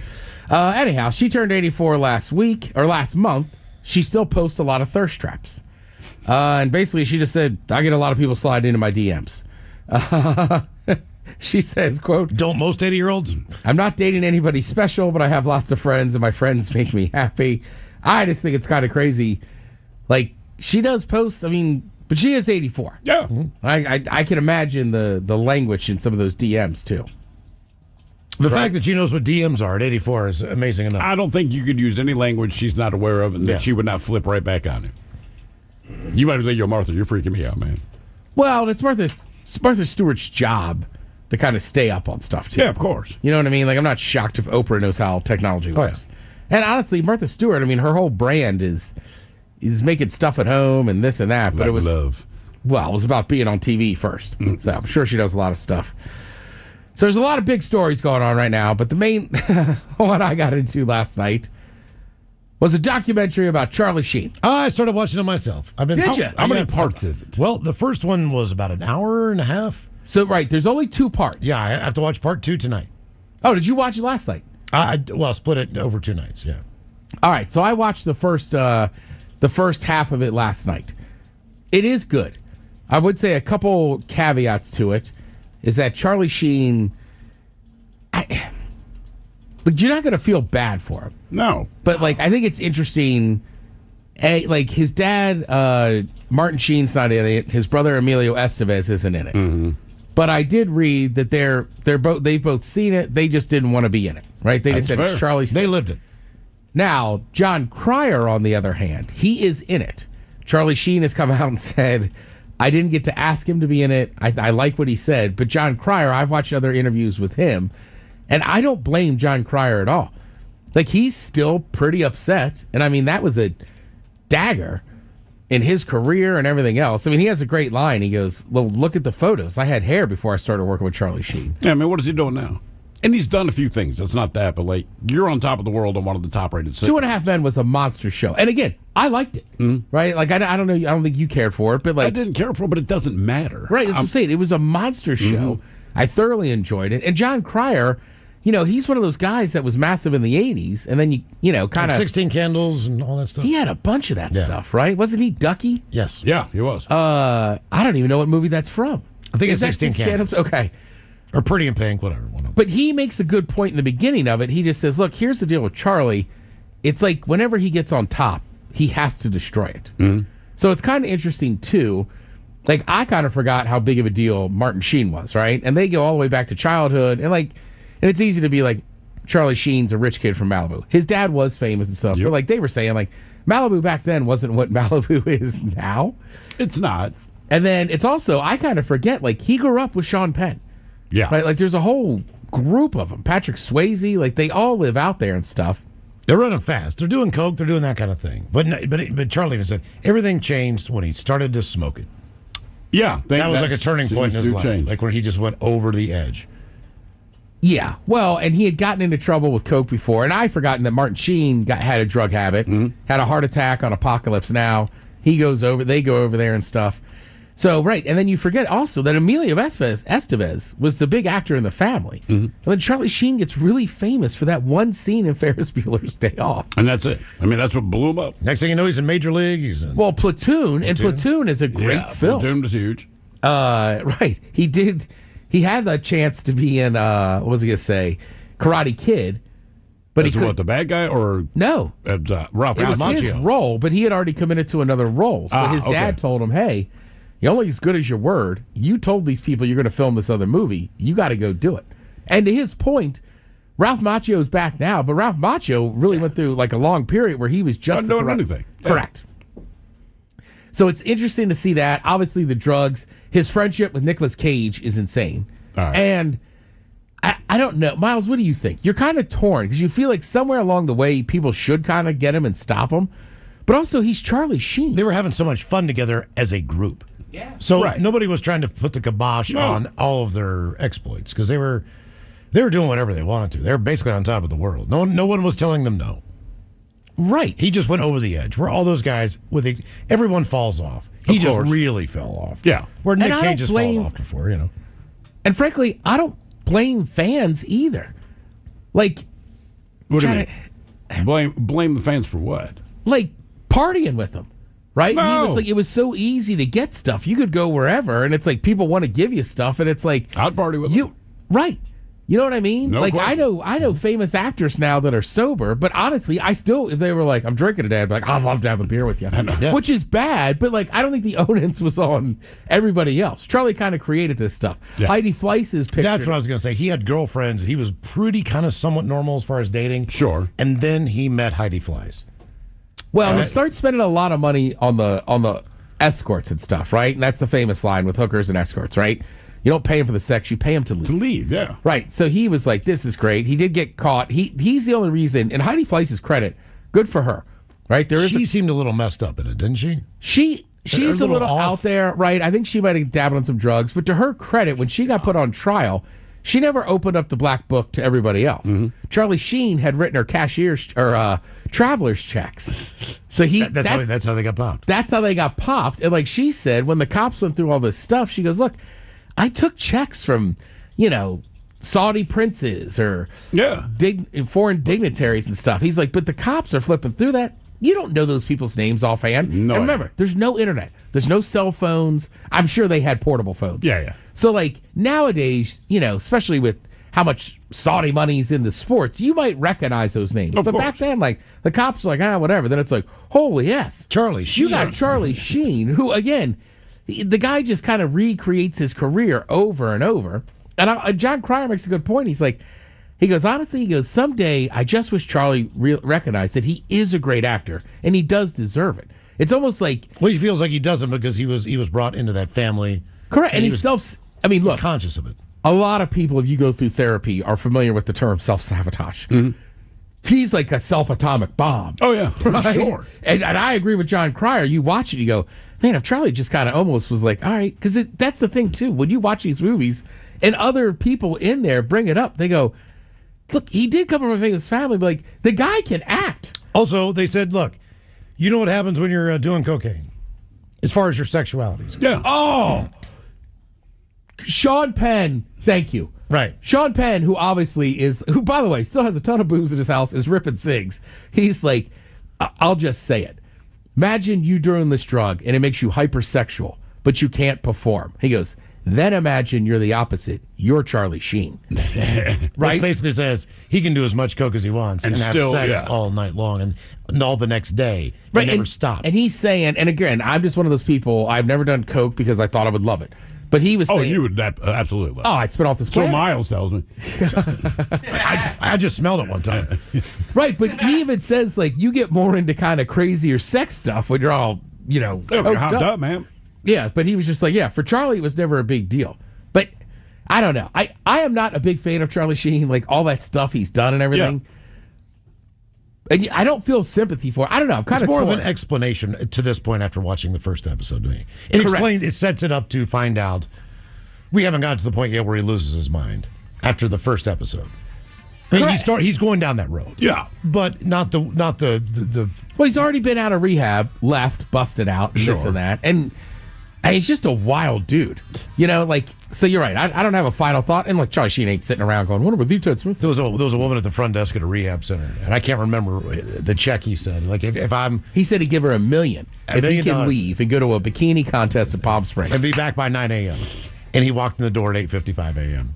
Hey, you're as good as your word. And she's like just sitting there said. like, I just lost out on $1 million. $1 million. But he's a man of his word on that. It's unbelievable. Some of this stuff you're just like, this is pretty badass. So with all that said, highly recommend you check it out. I'm going to watch episode 2 tonight after I watch the Bills and the Dolphins. Yeah. Hey, Dolphins, you alive? Hey, it's tied up. It's a ball game. No, it's a 3-3? 7-7. I'd say they haven't kicked off yet. Take it, Tim. We appreciate it. You're listening to The Men's Room.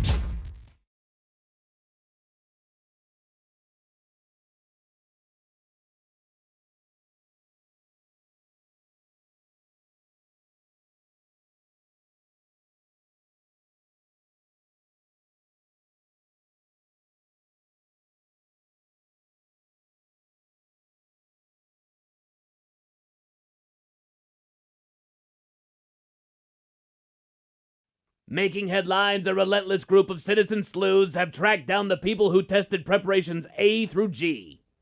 But first, we begin with sad news from the music world. Now, Felix, I know you're a big fan of jazz. I am, man. Grew up listening to it with my pops. Still love it to this day, Playboy. Well, the jazz community is mourning the loss of one of their own. Oh, no. Tell me it wasn't Stevie Loose Stools Graham. No. Freddie Big Gums Johnson? No. Ronnie Hammer Toes Lewis? No. Douglas Brown Tooth O'Neill? No. Arthur Wonky Leg Williams? Wonky legs? Leg, man. He only got one leg, but that leg is wonky. I see. No. Curtis Stank Breath St. Thomas? No. Cole the Unibrow Carterway? No. Benny Ashy Knees Maxwell? Ashy knees? Yeah, man. Benny looked like he wearing powdered donuts for knee pads. Brother needs to moisturize. Understood. And no. Ricky Stinkfinger Purnell? No. Felix, I could just tell you. Not Tony Butt Sweat Mingus? No. Tony Butt Sweat Mingus? Yeah, man. Tony Butt Sweat Mingus. Tony got a sweaty backside, Playboy. He and his sweaty backside are alive and well. Frankie Bubba Guts Tanner? No. Tommy Pimpleneck Wells? No. Eddie Lazy Eye Curtis? No. Bobby Biscuit Lip Lipshits? No. Mookie, don't ask me why my hands are wet, Thomas. Don't ask me why my hands are wet? That was his nickname?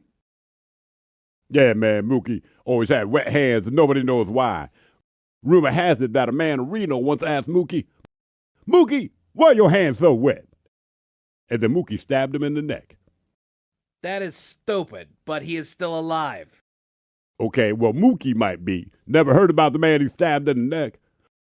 Oh, Terrence Crookedfoot Wiley. Crookedfoot dead. No, he is not. He actually has a show at the casino next month. Oh, yeah? Yes, on the 14th. You want to go, Playboy? Count me in. Put it on the calendar. Calvin Man Boobs McGregor. No. Today the jazz community said goodbye to the legendary one-armed Willie Masters.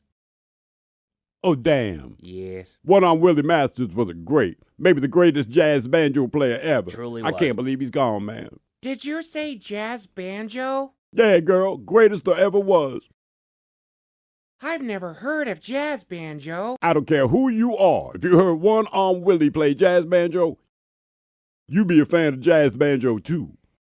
How did he play the banjo with only one arm? He played with his feet, Bonnie. How a man gonna play banjo with one arm? Come on, girl. Well, the great one-armed Willie Masters passed away earlier today because of complications from having been stabbed 17 times by a prostitute he underpaid. Yeah, that sounds about right for Willie. It's a sad day indeed with his passing. Not just for the world of jazz, not just for the world of music, but for the world at large. Amen, man. He'll be laid to rest next week. One-armed Willie would be eulogized by his longtime writing partner, Walter Three Flushes Conway, and the great Malcolm Possum Throat Miller will perform Amazing Grace. I missed you out already, Playboy. You're not alone, my friend. We'll be back in an hour.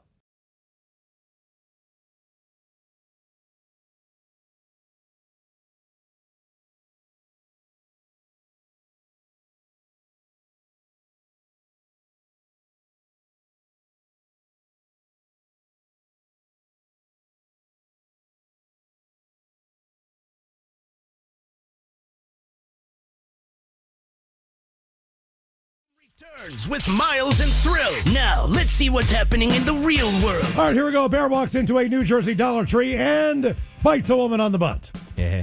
Meanwhile, a man at a Universal Epic Universe in Orlando sees his lifespan get cut. Kid in Canada saves a baby beaver's life. A police officer saves a possum, and yes, you'd make her your wife. And a teen nearly dies after doing the Benadryl challenge. It is time for your headlines. Now, it's time to hit the headlines. Here's my cock. Our top story, we got to Florida, where a nightmare scenario has unfolded. A new amusement park opened up recently in the Orlando area, and they've already got an optics nightmare on their hands concerning their Stardust Racers roller coaster. While most all riders had a wonderful time being thrown about on the thrilling coaster, one rider's good time came to a grim end, as when the cars came back into the launch station, he was found completely unresponsive. The man in his 30s somehow passed away while he was on that roller coaster. I just assumed he was older and had a heart attack. No, he was in his 30s, and he just went out while he was on the roller coaster. Basically, the roller coaster came to a stop, and he's just slumped over? Pretty much. Wow. What if he had like whiplash or who knows? Right. He could have still had a heart attack. At Banged his head, like in the, I don't know. Right. There's some people, I've seen videos of young people where they freak out enough and then their brain resets and, the guy passes out while he's on her. Right. I don't know if you can actually die from that, but maybe he did. Had a stroke? I don't know, dude. Like a brain aneurysm? I don't know, right. His identity was not released, and the cause of his death at this point is still completely unknown. He's been taken in for an evaluation. Well, did they shut the roller coaster down, or is it business as usual? No, they shut it down. Did they? Yeah, they did. I think you kind of have to. Mm-hmm. At least for the day. Yeah. Let's save ourselves a little bit. Like, we're going to take a look at this roller coaster. I mean, just averages, right? Like, people die in NFL stadiums. Yep. Right? You just don't hear a ton about it. Sure. Right? But it's not from the game. Right. Right. So, like, with this, it's like, I'm sure this has happened before, but it's like, it's a new amusement park. Right. Like, there's all eyes on this thing. Yeah. Yeah, this is bad.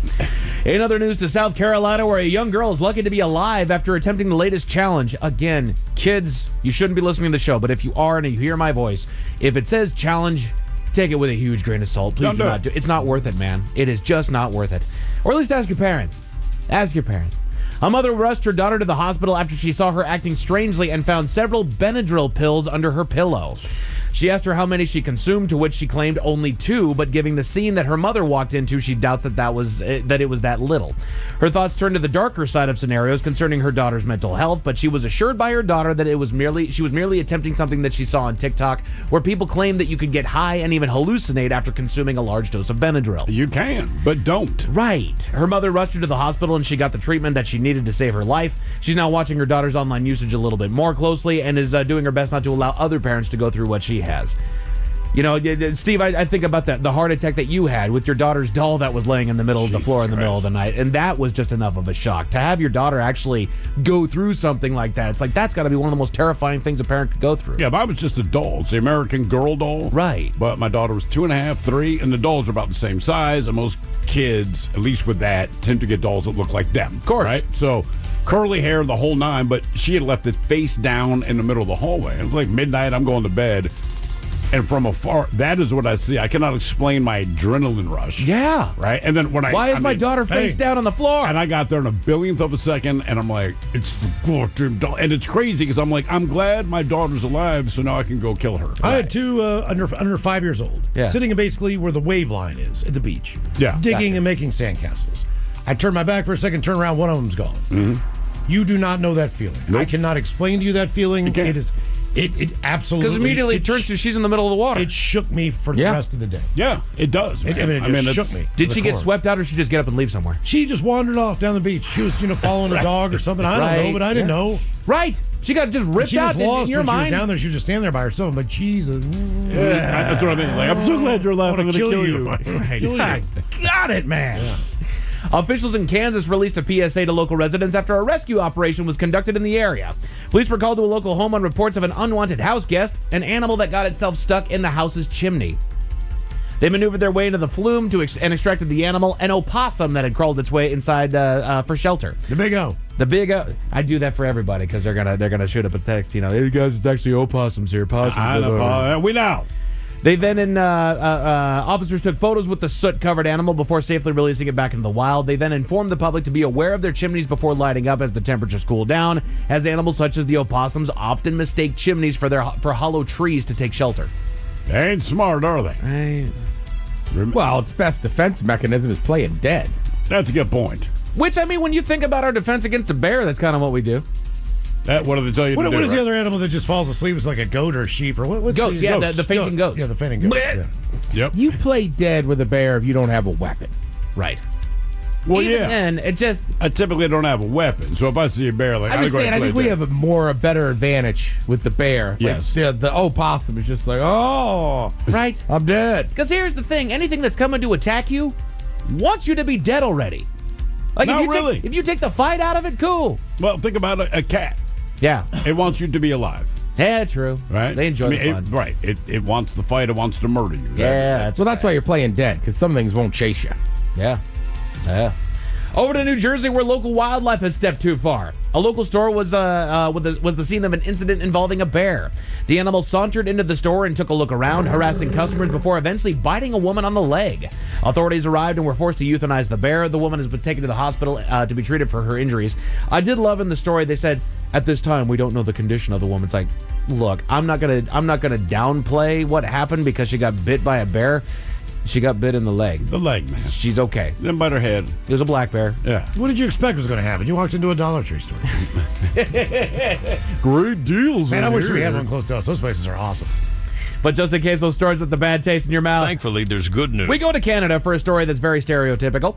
A family out on a tubing trip on a local river was quickly thrust into a rescue operation after the teenage son of the family heard faint squeaking noises. He eventually spotted something struggling to keep its head above water, a baby beaver that they would find out was just a week old. Just a little tiny How baby. does fake beavers learn how to swim? I don't know, dude. They're saying that it got swept out of Mama's den before she could okay. see that the baby was going. Kind of Miles' nightmare that we were just talking about. Right. The teen held his hand down to allow the critter to crawl up and out of peril, where it quickly caught its breath and promptly fell asleep in the boy's arms. I thought you were saying promptly bit him. That would be kind of funny. They got back to shore and devised a game plan after calling officials, eventually driving an hour and a half out of their way to an animal shelter, who informed them that without their intervention, the baby would not have survived. And they basically said that this thing has been separated from its mother at a week old, swept so far away to where mom had no idea where the baby was at, and it's drowning in the water. We don't know that that's true. Mom could have shoved the kid out with her foot like, I'm so sick of him. Right. We don't know. We make it sound like this big, long story. Mom's probably like, I hate that Sounds son like of a damn bitch. American Girl doll. Get out of here. Yeah. American beaver doll, yeah. But as of now, young Timber is acclimating to life as a budding beaver and will My soon name's not Timber. will soon be reintegrated. It's the beaver. Patrick. Back where he was found. He's going to live. My name's Patrick. Call him Timber. Timber. That's what he eats. Yeah. Or works on. And beavers don't yell back when trees are falling down. They should. Some die. They should, yeah. Men's Room Sports, after a heartbreaker last night against the Royals, the Mariners rallied for a rubber match earlier this afternoon and won Game 3 with a resounding 2-0 score, keeping them in the fight for first place in the West at just a half a game behind Houston yet again, who did not play today. The Mariners hit the road immediately to take on said Astros for a 3-game weekend series starting tomorrow.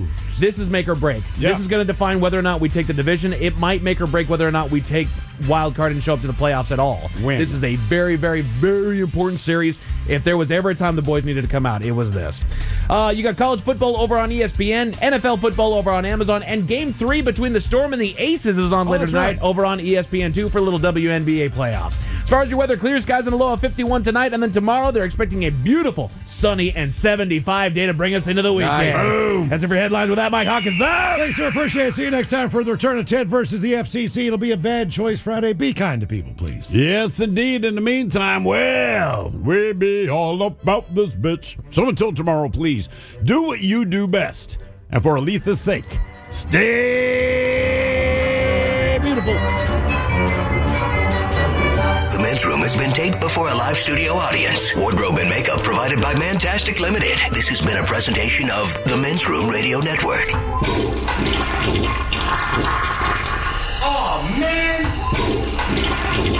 A Double Flush production. Portions of the following program